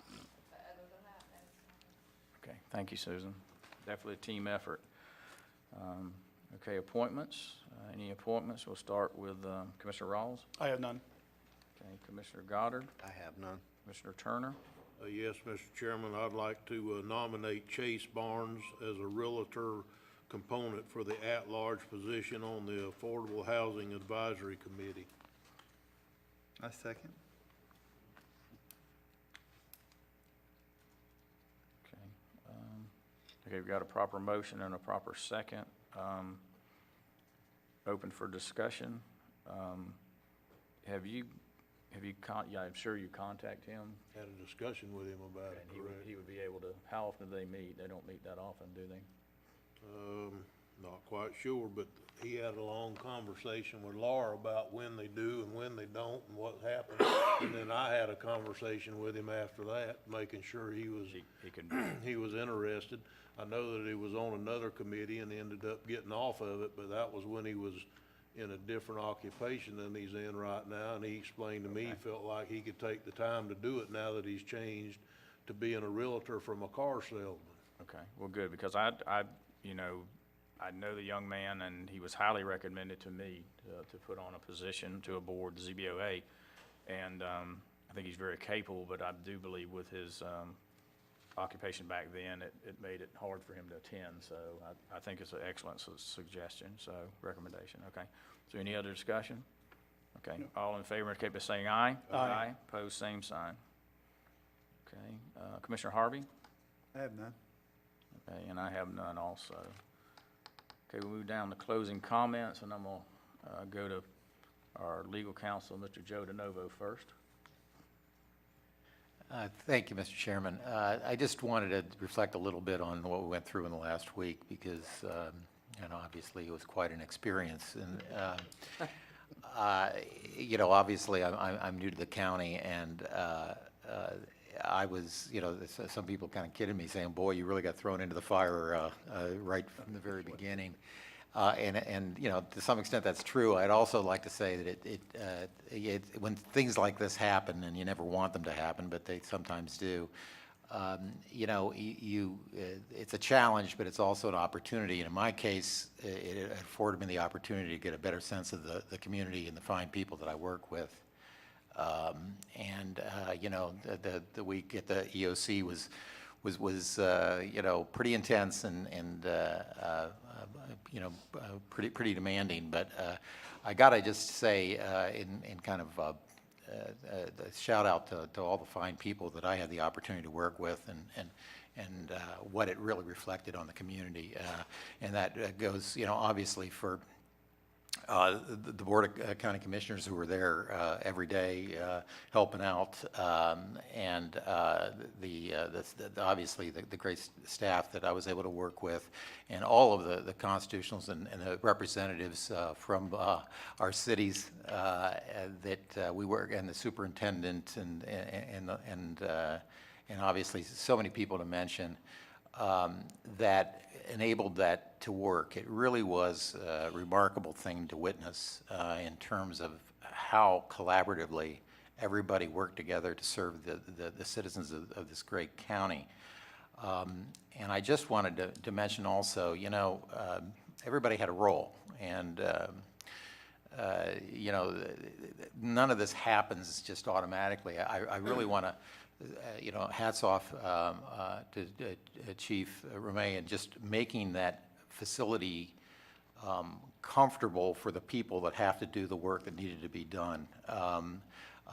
And arranging particularly the folks that fed us, including Commissioner Rawls, Commissioner Harvey, and just the people that, you know, are kind of the unsung heroes. I mean, you know, you pack that many people into a small building, just keeping the place clean. You know, the unsung heroes in terms of our cleaning staff, to make sure that it was a place that people could work comfortably and do the work that they needed to do. But it was really a window, I think, on a community that you don't normally experience, certainly not this soon. And it was a crash course in getting to know the county, and I just couldn't come away more impressed. I'm just was really very, very impressed with both the ability of the people that were delivering these services and their commitment to serve the citizens of this county, and I'm proud to be part of it. Thank you. Thank you, Joe, for those comments. And yeah, welcome to Putnam County. When all Commissioner downhill Goddard, from here. yeah, Commissioner Goddard and I got elected 3 years ago, we inherited Matthew, and then we went through Irma, and Commissioner Turner was appointed, and then what? 30 days later, and that's when Irma hit, and then now we went. Eight or 9 days later. And then, so welcome Commissioner Rawls with Darien. So anyway, it looks like, unfortunately, it's a pattern we're going to be in for a while. So we'll move down to the county administrator comments, and before he starts, and I specifically want to hold you for last, but I just want to say as chairman, I really couldn't remember back a year ago. I thought that you were our county administrator when we went through Irma, but you were not. You were in transition from the city to the county. But I just want to say, as your chairman, I think I can speak for all the staff, all the employees, the county commissioners, of your leadership there. Terry, I believe you were there probably almost 24/7. I think you had to leave every once in a while, if nothing else, to go see your wife. She was there also for a period of time, or maybe to hug your dog or something like that, just to get away. But I was extremely impressed with your leadership, and then all the coordination with all the different departments and staff. So I will turn it over to you, and thank you. Thank you, Mr. Chairman, and I'm going to save my comments on the activation of the EOC for last. I got a couple others I'd like to talk about first. One is that we were challenged to put a site selection committee together for our animal control facility. I'd like to go ahead and let you know that I've got 3 names that I'd like to go ahead and get ratified here today. One of those being Lisa Suarez, of course, John Sammons, and Miss Jeannie Oakwood, who contacted me shortly thereafter, willing to sit on this site committee. I'd like to go ahead and get that active and get that moving so we can get that project off the ground as soon as possible. Mr. Chairman. Okay, Commissioner Turner? I would also want to make sure that we reached out to the chairman of the board of the Animal Control or the Animal Services Committee and asked him if he's interested in serving on that thing. Would that be Mr. Traxler? That would be Mr. Traxler. I think Mr. Traxler, I don't see Lisa here today, but I think Mr. Traxler is Yes, it is. chairman. Yeah, Jeff said it. And I think it would be a disservice if we didn't ask him to be on that committee. That's perfectly fine. I want to get that going. I Okay, think it's Mr. imperative Chairman, that I we get move moving that on we that. nominate the 3 and Mr. Traxler, if he agrees to serve, to the site selection committee. Okay, we've got a proper motion by Commissioner Turner, proper second by Commissioner Harvey. Any discussion? Okay, seeing none, all in favor, of saying aye. Aye. Opposed, same sign. Thank you. Second thing is, I sat through, we were having some telephonic conversations back and forth, me, Mayor Hill, who's here now. I asked Mayor Hill if he'd like to join us today for some comments. With Greg Francis, he's an attorney that the city has entered into an agreement with to represent the city in this lawsuit moving forward with issues related to the opioid crisis that we're having here in Putnam County. Of course, before we could have a sit-down conversation with Mr. Francis himself, Dorian hit, so we were locked in the EOC for a while. I went Friday evening to the special called city commission meeting and listened to the presentation from staff as well as Mr. Francis and the comments made by City Attorney Mr. Holmes. And I think it's a conversation we need to have here. With your indulgence, I asked Mr. Francis if he could join us today. Our 2 o'clock session looked like we might have time to at least hear some further comments on this issue of how we might want to look at a way that we can get involved with this, and whatever dollars that we may recoup on this issue for Putnam County, utilize this for programs to assist our citizens that are having a battle with this epidemic. And if it's okay with you, Mr. Chair, if the mayor has anything he'd like to add to that conversation, I think that would be appropriate at this time, but it's a serious issue, one that we need to take serious, and I think it's one that we need to at least hear what we can and see what we can do for our citizens on it. Okay, I agree. Mayor Hill, welcome. Good morning. Terrell Hill, City of Palaca. I wholeheartedly agree with what Mr. Suggs just, with the sentiments that he's echoed. The city just reached we just entered into a contingency fee agreement with the consortium that includes Osborne and Francis Law Firm. They also represent Orange County, among other places throughout. They've got various municipalities and counties throughout the state of Florida that they've been representing as it relates to opioid recovery. Also, if you recall, the state of Florida entered into an RFP as well for recovery as it relates to opioid addiction and those matters. In Putnam County, one of the most critical things we have to look at is the fact that in our small county, we've probably been hit the hardest when you look at a per capita standpoint of what goes on. And there's truly an epidemic here. There are resources that have been expended by both emergency services, the sheriff's office, as well as through medical facilities and other areas throughout this county. And I think it's incumbent upon us to look at these opportunities as ways to recover those resources, particularly since it comes from the standpoint of a contingency fee agreement in which we only pay if there's a recovery. So it doesn't cost us anything. We've looked at it from the standpoint of procurement as to whether it violates any policies that we have in place. In the contingency agreement, based upon everything that we've looked at from the city side, there's no need for an RFP. The other thing you got to look at is time is of the essence as it relates to these cases at this point. There's already been a reduction in class in one portion of it, a 15% reduction on recovery based upon the people who were already in those lawsuits early on. I just spoke to St. Johns County. They've already filed their complaint. So as it relates to Putnam County, we're behind the 8 ball in so many ways as things go on. And so time is of the essence. We think there's going to be another push. There's already been a $585 million settlement based on a trial in Oklahoma. And so it's the perfect time for us to go ahead and move forward and be proactive in these stances as opposed to being left behind like so many other communities are. And so that's what we have as it relates to that. I have a question. Okay. Thank you, Mayor Hill. Commissioner Rawls? There was a settlement offer of between $10 and $12 billion by the family that owns the pharmaceutical company that manufactured OxyContin. It was in the news about a week and a half ago. Would this be part of that as well, or is it only on the $585 million? There are multiple manufacturers that are included in this. So the attack is going to be, for lack of any other term, the complaint would be filed against various entities, not just one, Okay. and it would come through the federal. So it wouldn't just be Johnson & Johnson, then It we'd have to wouldn't turn and just do it be Johnson, again and do it again? It would be a multitude of manufacturers overall.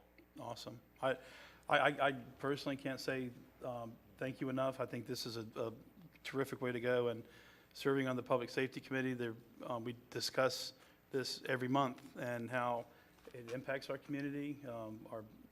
our job performance is affected by it. We don't have an in-county treatment facility for our folks that do have addiction issues, so this would, I think it'd be terrific. I agree. Commissioner Harvey? Thank you, Mr. Chairman. Mayor, do you think it would be prudent for us to invite the rest of the municipalities in Putnam County and show a firm foundation and standing that we're all together in this at one time? I think it's a necessary thing to do.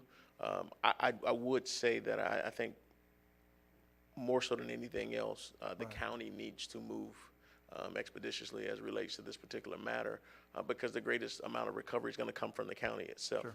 When you look at the impacts overall, most of your emergency services and things of that nature that are associated with the smaller municipalities are services that are provided by the county, by the sheriff's office, by emergency medical and things of that nature. And so that's why I think it's more prudent that the county actually take those steps. And if the municipalities want to join in, that's fine. Good. Thank you, sir. Thank you, Mr. Chairman. Okay, thank you. And if I may, before I get a chance to leave, if I can just have one more comment. It's off topic as it relates to this, as it's off topic of this, but I just wanted to make sure that I would be remiss if I didn't thank this county commission as well as the leadership of Terry Suggs, Ryan Simpson, and Quinn Romay for the work that you guys did during the hurricane incident associated with Dorian. The things that went on during that 6-day activation period were exactly what Putnam Strong is all about. I'm extremely proud to be a part of this team. The municipalities participated, governmental agencies, federal, state agencies participated, and I think this is a great showing of what Putnam Strong is all about. And kudos to all of you. Kudos to the leadership of Terry Suggs, Quinn Romay, and Ryan Simpson. You did a great job. Yep. So I just want to thank you as well as all the first responders and public works individuals who worked and staff who came there and worked tirelessly during that period of time. We were blessed that we did not get hit the way we thought we would, but we were ready. And we were prepared, and the message was sent to our citizens, and it was one unified message. And as long as we remain unified, we will be prosperous. So Amen. that's what I just wanted to say to you guys. And again, thank you for letting me speak. And Mayor Hill, thank you for your presence there, and your city commissioners were also there for many of the updates and gave their input, so I appreciate that too. Thank you. Okay. Mr. Chairman, if I can go ahead for my last comment here this morning, if I could, I need you to indulge me for just a minute. We'll get out here as fast as we can. But I'd like to have all the staff that is here today to join me at the podium, if you would, please. That includes you, Mr. Reynolds, and you, Mr. DeNovo, and you folks down here. Absolutely. We want to kind of give a really quick update as to where we stand with Hurricane Dorian, if we could. And commissioners, if they come down, let's stand up and give them a standing ovation from their commissioners.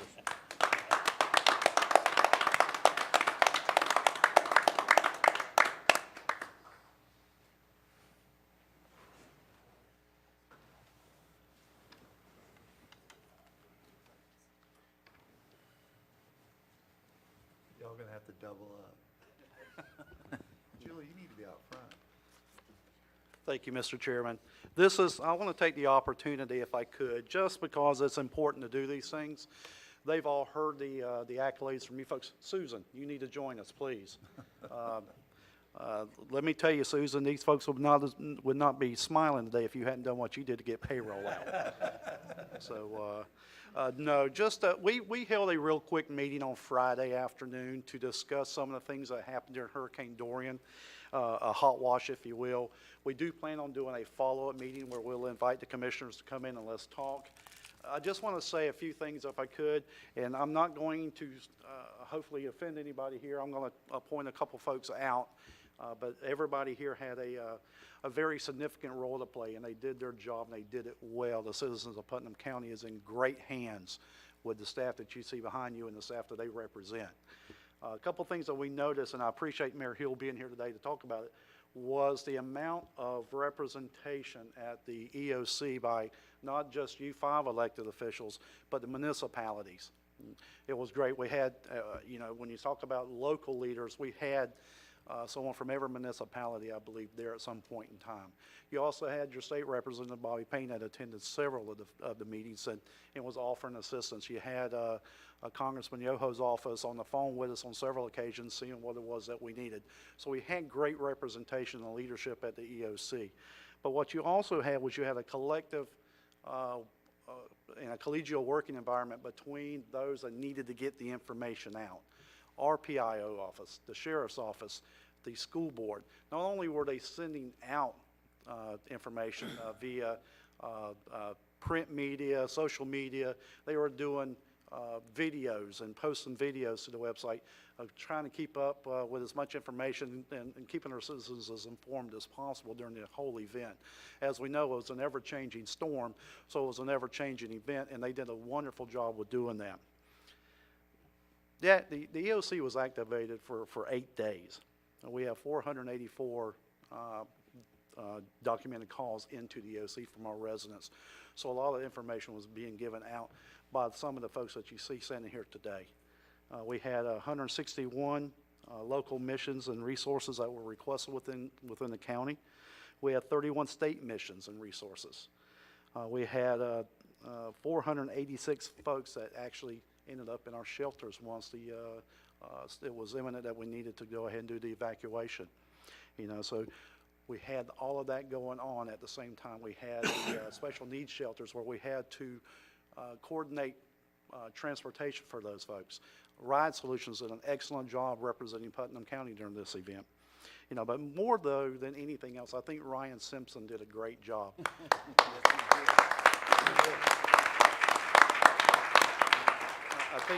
I think Ryan stepped up when needed to. You know, you never kind of understand or know how someone's going to respond until they're put into a situation. I think Quinn Romay has done a great job with the EOC over the years, and I think we're transitioning from Quinn's leadership into Ryan's leadership. And I want to personally say here today, I think Ryan did a great job. Yeah. So, you know, you 5 commissioners showed up every day. Some of you cooked meals. You know, you're there for communications. You're there for big decisions to be made. As your county administrator and the leader of this team, I want to tell you how important that is to me. We didn't miss a beat. And our citizens need to understand that you folks dedicated your time as well as staff to be there to make sure that we were doing the right things that we needed to do for their benefit. So congratulations, and thank you 5 as well. You know, we will follow this up later on when we have an opportunity to sit down and digest what it is that we just went through. We want to look at the things that we did well.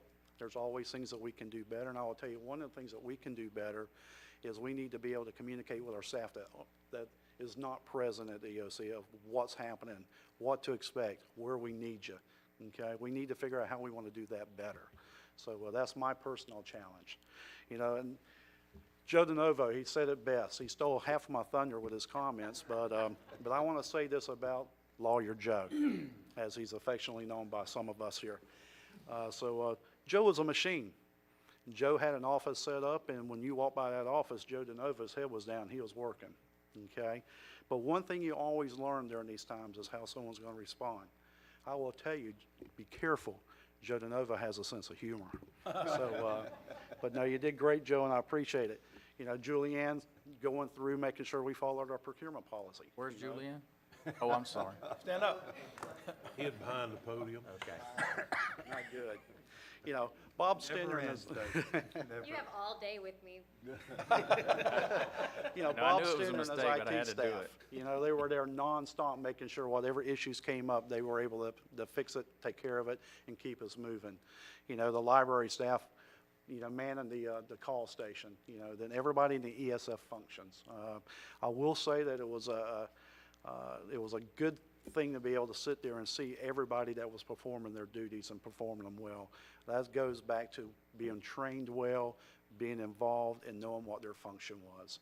And that's the dedication to these folks that are standing behind me today, and those that aren't here that are actually out working today in their normal jobs. So again, I want to say personally to my staff, thank you all for everything that you did while we were there, for making my job a whole lot easier, and for you 5 for being there to assist when we needed to collaborate and make big decisions.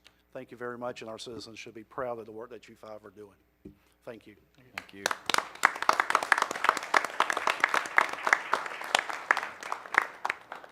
Thank you all very much. Quinn, would you like to say anything? Ryan, we can't thank you enough. We just really saw a leadership role that you took over, and we greatly appreciate it, okay? Everybody. And also be remiss with the Putnam County School System with Dr. Rick Surrency and Thomas Boland were there every time I was there, making decisions with us for the school system, with the shelters, whether to open them or when to open them and those type things, and to make sure all their staff was alerted on any of the changes with the hurricane. So thank you.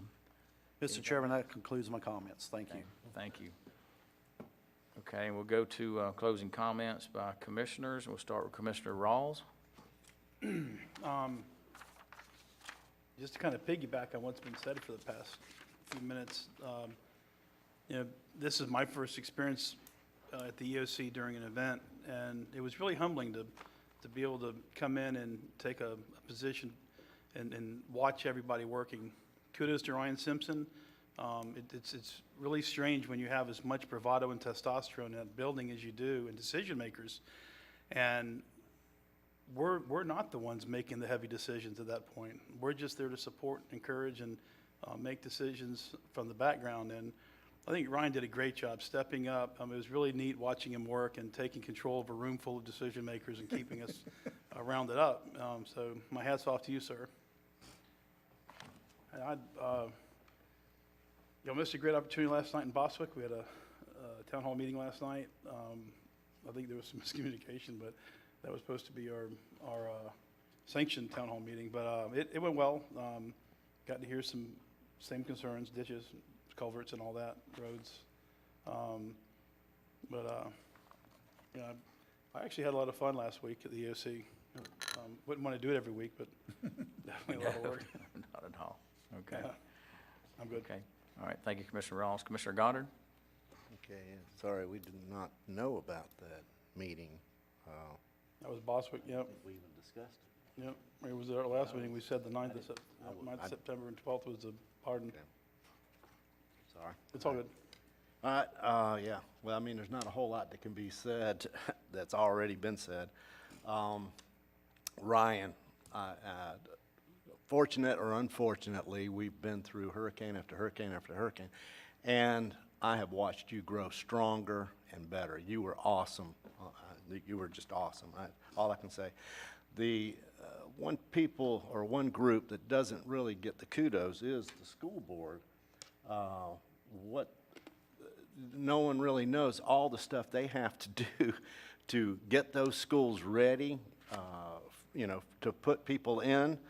Also, the coordination with Ride Solution to get those special needs people there and out when the time comes. Get them out, get the school back together so they can have class. It's amazing to watch. These people were great. And like Commissioner Rawls was saying, we were there, and we were there to help. And our biggest help, I think, was just cooking and staying out of the way.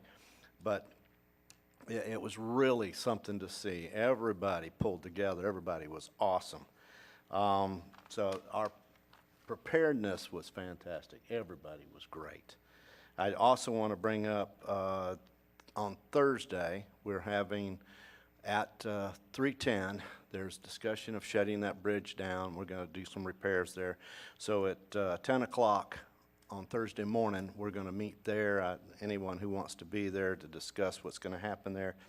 Then that evening is our third town hall meeting that we did know about. The third town hall meeting is going to be at Barden at 6 o'clock at the fire station. And that's other than my normal comment. If you haven't seen Putnam, you need to get out and look at it. It's beautiful. Thanks. Thank you, Commissioner Goddard. Commissioner Harvey? Thank you, Mr. Chairman. Do want to wish Buddy Goddard happy birthday last Saturday. Thank you, Buddy. Didn't mean to throw you under the bus. 39 years and holding. That's what he says. That's what he said. And I also want to piggyback on something Laura Joe said and Joe Genova. You know, when you look at the EOC and all the moving parts, you tend not to see the people sometimes cleaning up and doing the work that, and we have a great cleaning staff, and I'll tell you that. But I was very impressed, Ryan, that you don't get upset. You don't get animated like I do. You don't do any of that. You're steady the course, and everybody seems to steady the course with you. And I appreciate your leadership on that. And I do want to say to our cleaning crew, thank you for that, because you really don't realize how much trash you start producing with that many people in that location. Today, there was a funeral for a good friend, former Commissioner Kenny Eubanks' brother Tommy passed away, and I'd just like to give our sympathies to that. Tommy was a great friend of mine and a good man, and I'll miss him dearly. This coming Thursday, I will not be in Barden.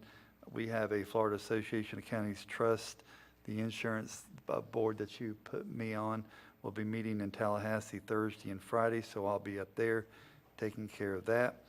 One other thing Attorney Joe said, the learning curve in this business, there is no learning curve. You're thrown in by fire, and we all were thrown in. And you think that you prepare as best you can, and you find out that you have good staff that helps you get through that learning curve, and you prepare for the next one. September 18th at 6 to 8 at Ravine Gardens, the Florida Department of Environmental Protection is going to hold a public meeting on the drawdown of Lake Ocklawaha. You might refer to it as a Rodman Reservoir. That is a healthy maintenance drawdown to avoid using major chemicals out there as much as possible. And just want to say this, 21 billion gallons of fresh water, 19 feet above sea level, cleaning the St. Johns River. So avail yourself to September 18th from 6 to 8, and that's an important meeting. And there's one other meeting, I'm going to give you plenty of notice ahead of time. The MSBU meeting out in West Putnam on October 8th at 6 o'clock. We're going to try to revitalize our MSBU committees. These are committees set up by the citizens to run the MSBUs, and that meeting will be held on 10/8. So thank you, Mr. Chairman, for the lengthy comments, but I do appreciate, and I do want to say, since I still got the microphone, I enjoy working with each one of you. I saw you at your best the other day, and Commissioner Rawls, I didn't know you could cook as well as you could.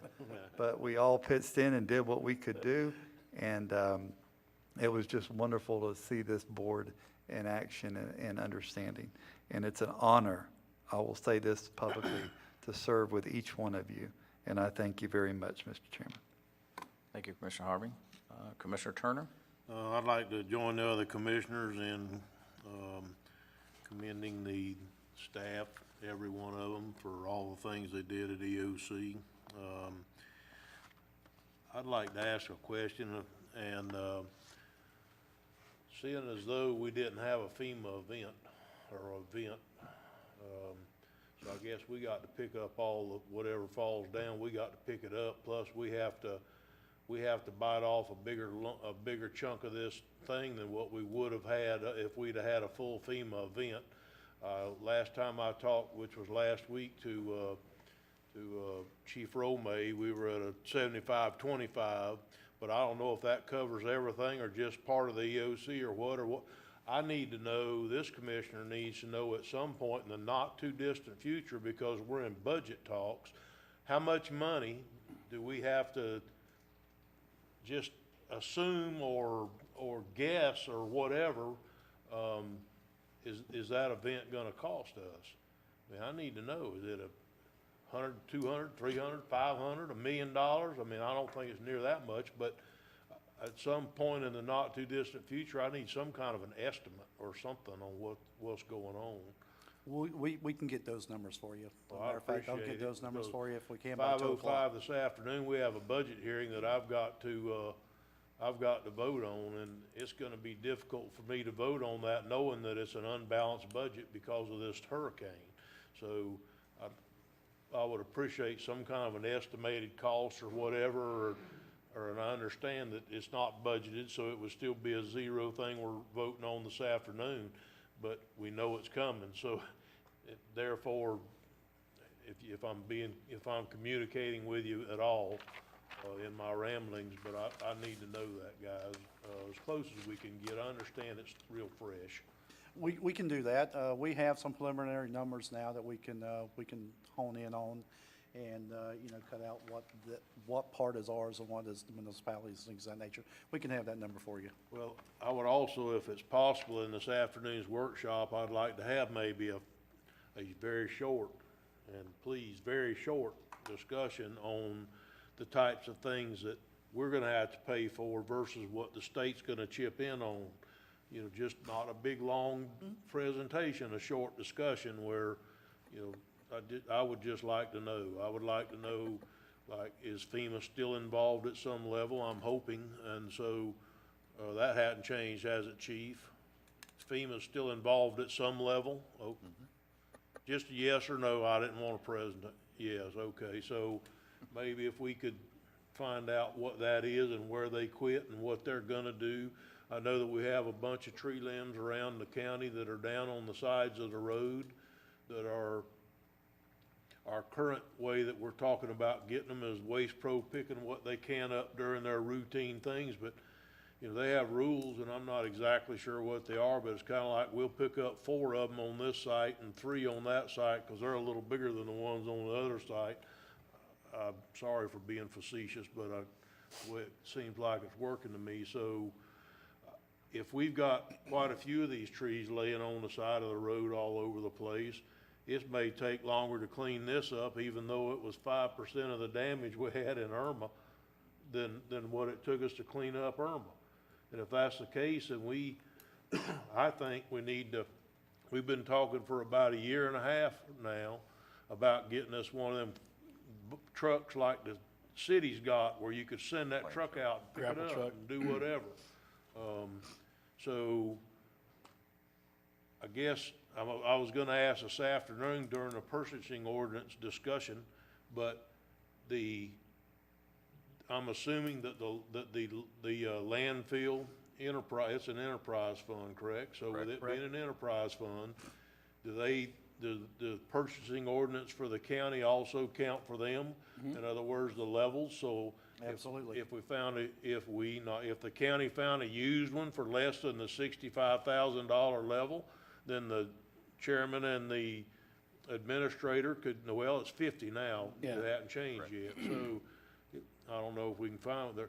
A brand new one's like $250,000 or somewhere in that neighborhood. I'm not good for that, but if we could find a pretty good used one for the amount we're gonna be using it, could get it in here and go ahead and get it started cleaning that up, we might wanna consider spending that out of that enterprise fund where we could go ahead and clean up before the new budget year. Just bringing that up for everybody's attention, we probably need to try to get one of them trucks. I agree. The warden is coming. uh-oh, what did I do wrong? The purchasing warden showed up. You mentioned purchasing. Can we get her one of them little stools to stand on when she's at the podium? He wants to But did clarify all of the you have process. coffee this morning? What happened? Just a point of clarity. So, we can make a provision for Mr. Tilton, should he find a piece of equipment up to 50,000 with the commissioner's Pickens and county administrator's signature. You could, if you believe you're not gonna be in the 50 range, which I believe is gonna be hard for him to hit, in talking to him, I think it's gonna be hard for him to hit. You could authorize him by vote Right. for an amount not to exceed. So you could tell him, you have the ability to go shop for XYZ amount not to exceed contingent upon your approval. Then he could go ahead and execute the purchase, and we would bring it back to you after the purchase has been made, but he at least has the authority then to go up to a certain dollar amount. All right, well, I hate to mention Mr. Tilton, because every time I do, John himself, he calls him the damn teacher's pet. So, with that being said, Jay, do you think by this afternoon would give you enough time to get a ballpark estimate on a decent clamshell truck? Well, if you do, we can discuss it this afternoon. maybe, and go ahead and try to get it in here. Yeah, if you could, I mean, and if you can't, because you can't find one in time or get a ballpark figure, I mean, if you find one that's 73 and you think you need 75 to go look for others or whatever, then, you know, maybe we could do that this afternoon and he can go on to see about getting some of this stuff in here and cleaned up, if everybody agrees, so. Anyhow, all right, well, if you can get her done this afternoon, that'd be great. Price on it, ballpark. And with that, Mr. Chairman, I think that'll do me in.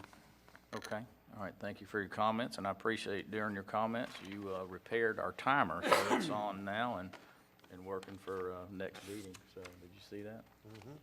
Okay. Hit the table hard enough? Evidently, I did something. Just a couple of notes. I just want to echo the sentiments of my commissioners about staff and department heads, everybody that was involved in the planning of the hurricane. And the Lord blessed us. We planned for the worst, and we ended up pretty much getting the best we could out of this. Unfortunately, it did do damage up the coast and in other states, and the poor Bahamas, but we were spared. But I just want to tell you, I was honored to be the chairman, and commissioners, I was honored to be your chairman, and the support that you gave me and all the employees of the county, and I don't think we could have been better prepared. And thank you, Ryan and Quinn, just everybody involved, and I appreciate that. And I also want to recognize, for the first time, I believe Mayor Brett Peterson was able to come up and visit the EOC along with Mayor Josephine Scala from Pomona Park, and Michael Porath, the chief of police in Willaca, was able to come up, and also Chief Carmen from Crescent City. So now they're aware of the facility that we have, and they were able to see all the pieces working together, and so I think it was just a great thing. So we have a 2 o'clock workshop. We have a 5:05 budget hearing, so I believe I just recessed this meeting until 5:05, is that correct? Okay, any other further business? Okay, we're recessed until 5:05. Thank you. I'd like to reconvene our Board of County Commission meeting, and we have a 5:05 certain budget hearing. So I'll turn it over to Ms. Papel. What order do you want to do this in? I We just have need to- you. Can you hear me? I just need you to put whatever on the record you are required to put on the record, because I've already seen the budget. Okay, So well, in your- whatever you need to read and have part of, that's all I need you to put in. The other commissioners may want more. I forgot my agenda, so I know there's two different things, correct? Okay. First, you have to pass the millage rate. Then you have to pass the budget. And Well, if I'm understanding, Mr. Chairman, if I'm understanding correctly, basically when it all comes down to it, we're at a balanced budget plus 185,971, and we added a little more money to the contingency fund. That's Yes, correct, sir. right? So That's I'm reading the short of it. this correctly. Yes, sir. So we're in better shape than we were when we talked about this last time. absolutely. Okay, with that being said, what do you want us to accept the millage rate? What is the millage rate in this budget? Give me a pen, somebody. 95946. The millage rate is 9.5946 for the countywide millage and 1.1000 for the fire taxing unit. I know, but I forgot my forgot agenda my in my agenda. office. Okay, I'm going to give you mine because item number 6, it has to be, Yeah, I've got a copy of that if y'all want it. the motion I got has one to now, be read stole in its his. entirety. 6, A, B, and C, all. Can you read that? Yes, can I read can. that. All right, so we need to pass A, B, and C. And they all have to be read aloud. Okay. Mr. Chairman, I move, I'm working on it. I move that A, the fiscal year 2019 and 20 Putnam County countywide operating millage rate of 9.5946 .5946 mills, which is the same as last year's millage rate, but is 3.7% higher than the rollback rate of 9.2489 mills. The fiscal year 2019 and 20, Putnam County non-countywide operating millage for the fire tax unit, multiple services taxing unit of 1.1 mills, which is the same as last year's millage rate. This rate is 3.85% higher than the rollback rate of 1.0592 mills. Together, the aggregate millage rate is 10.5636 mills, which is 3.74% higher than the aggregate rollback rate of 10.1823 mills. Okay. The motion. All right, so we have a proper motion on the floor. Do we have a second? I'll second. Okay, we have a proper motion on the floor by Commissioner Turner and a proper second by Commissioner Goddard. Is there any discussion? Commissioner Harvey? Mr. Chairman, I just want to correct, Mr. Turner said multiple and it's municipal. I'm sorry, under B, yes. Yes, just wanted to clean that up for you. Appreciate that. You're welcome. I've got some questions if I could. Okay, Commissioner Rawls? All right, so where I was going earlier, we're in the workshop, I'm trying to get a comfort level of where we are on the, on our self-imposed $4.9 million reserve, as well as our unrestricted reserves. Yes, sir. Our reserves after, you're moving 1.1 plus or minus million in to give us a total of what? The general fund reserves in total in the budget are $8,947,868, which is $165,242 less than the July budget. But it's still, Okay, so just follow my logic here. So if we take out the 4.9, that leaves us roughly 4.0 unencumbered. roughly.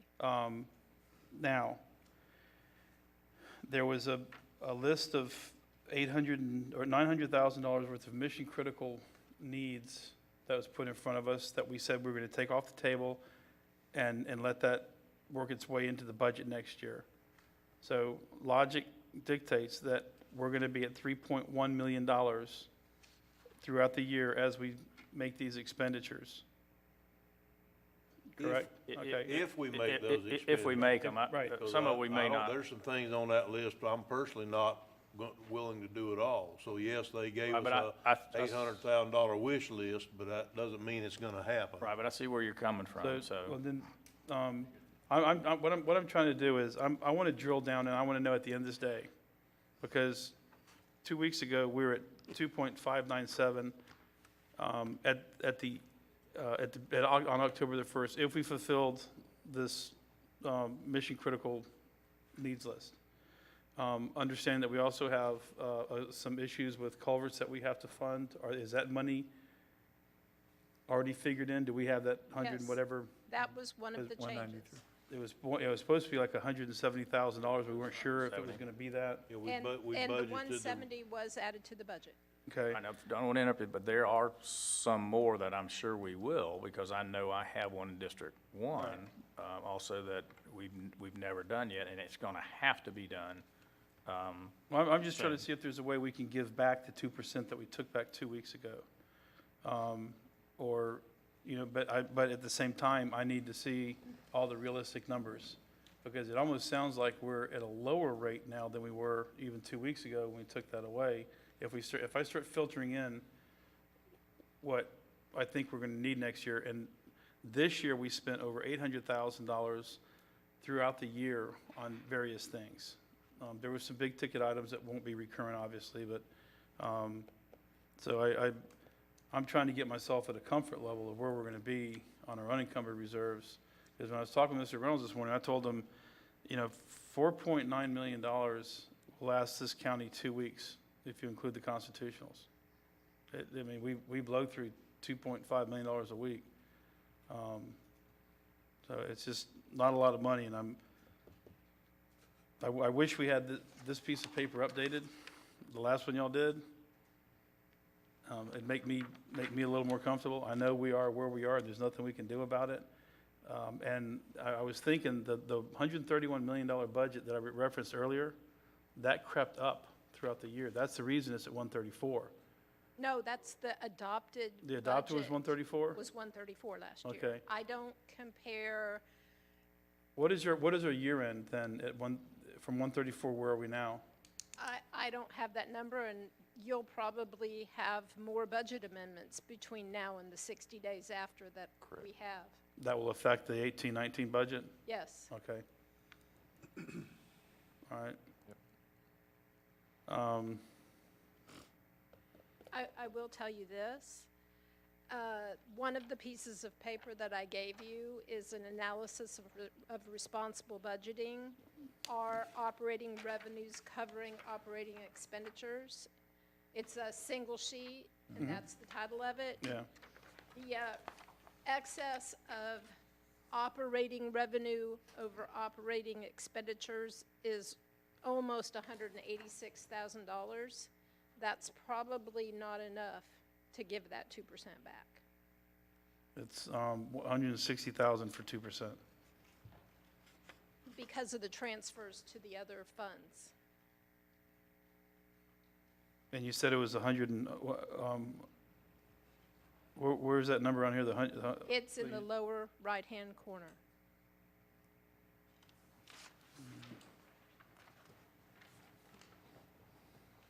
I'm not seeing it.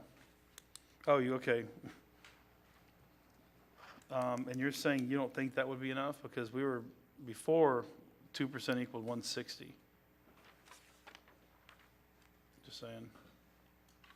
Because a lot of what you're transferring in is from vacant positions, call it attrition, call it vacancies, whatever. And that's forcing our employees to work harder. So I just wonder if there's a way we can consider that. I mean, I could be wrong. The 185 may be just enough.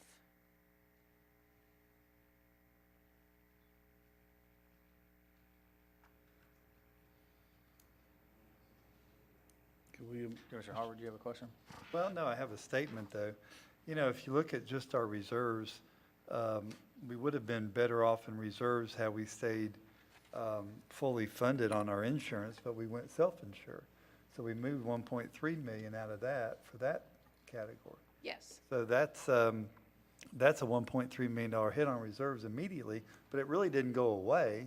It's still sitting in another account, and eventually we'll come back home once that insurance fund starts being profitable. Yeah, we hope. Exactly. We hope. But I mean, that was a good thing. So what I'm trying to say is, like you said 2 years ago, we couldn't have done that. We couldn't have moved that 1.3 million over. Couldn't do it last year. And we lessened the tax base or the millage, but this year we're able to take that 1.3 and dedicate it, which is a good, Reserve-wise, you're healthier That's this right, year than you exactly. were last year, and far healthier Than than 2 you were years. the year before. That's right. Reserve-wise. Right. And we got good things coming up on the horizon, so, and I believe that. I believe we're gonna, Putnam County's days are better going forward at this point, financially, Now, we gotta keep righting the ship, but we're doing pretty good. We didn't fall over in the harbor like they did recently, But they rescued those men. Under discussion, I'd just like to see if there's any interest in maybe taking a look at unringing the bell. We took back 2% because things were completely different 2 or 3 weeks ago. We have an opportunity to. Wait, Commissioner Goddard? I wanted that raise up there. But looking at everything and looking at what we got coming up, I think we would be prudent just to leave it alone. We've already voted on it. Leave it alone and then work on it next year. Mr. Chairman. You done? Okay. Commissioner Turner? I totally agree with Commissioner Goddard. One of the hardest things that I believe I've done since I've been here, other than voting for that first budget, which really sucked. Other than that, one of the hardest things I ever done was to vote to take that 2% away from from what we had voted on previously. But they're gonna still get a bonus, plus the 6%. And, you know, I was gonna try not to do this, but I can't stand it, so I'm gonna do it. You know, I think that everybody in this county should know that what the property appraiser's office did. Now, I'm sorry, but it was wrong, in my opinion. He submitted a budget, a request. He sent in a amended budget request to the Department of Revenue, asking for raises at the same amount that we were gonna get raises, even though he had already given people raises the previous 2 years and we hadn't given them, and our people hadn't had a raise. And so it looks to me like what's fixing to happen here is that the property appraiser is gonna get a raise 3 years in a row, and the third year, they're gonna get a raise higher than ours is gonna get that haven't had a raise in 10 years.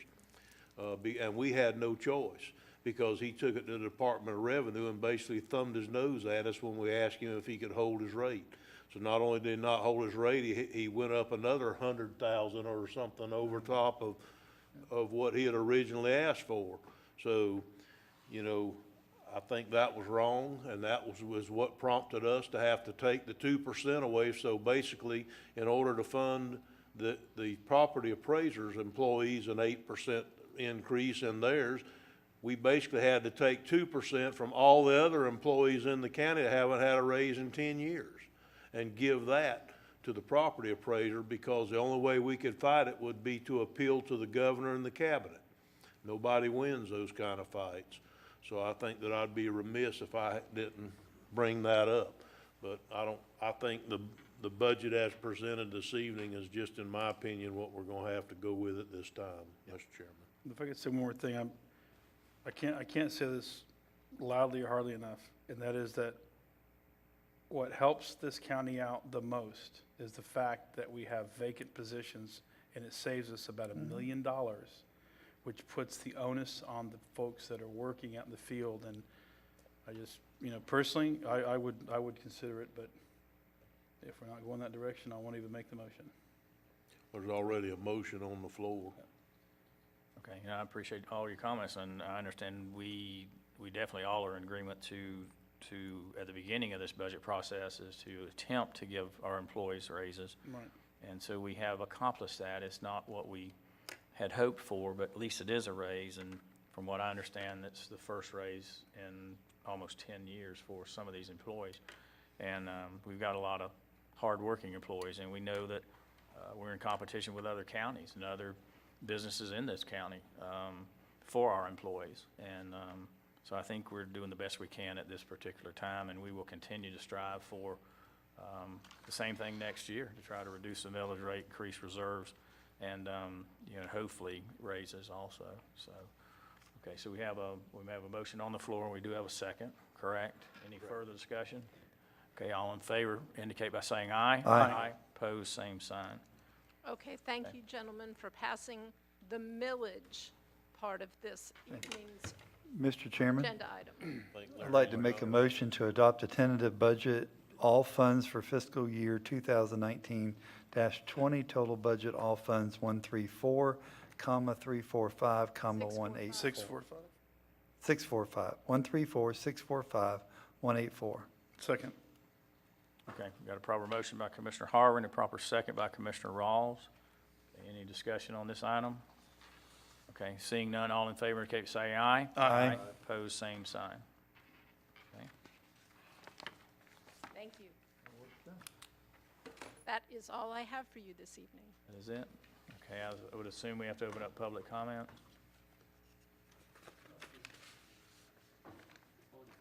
That's what I thought. I was gonna say, he didn't prompt me to do it, so. Comment about what we're gonna talk about. I'm ringing the bell. I got more to talk about.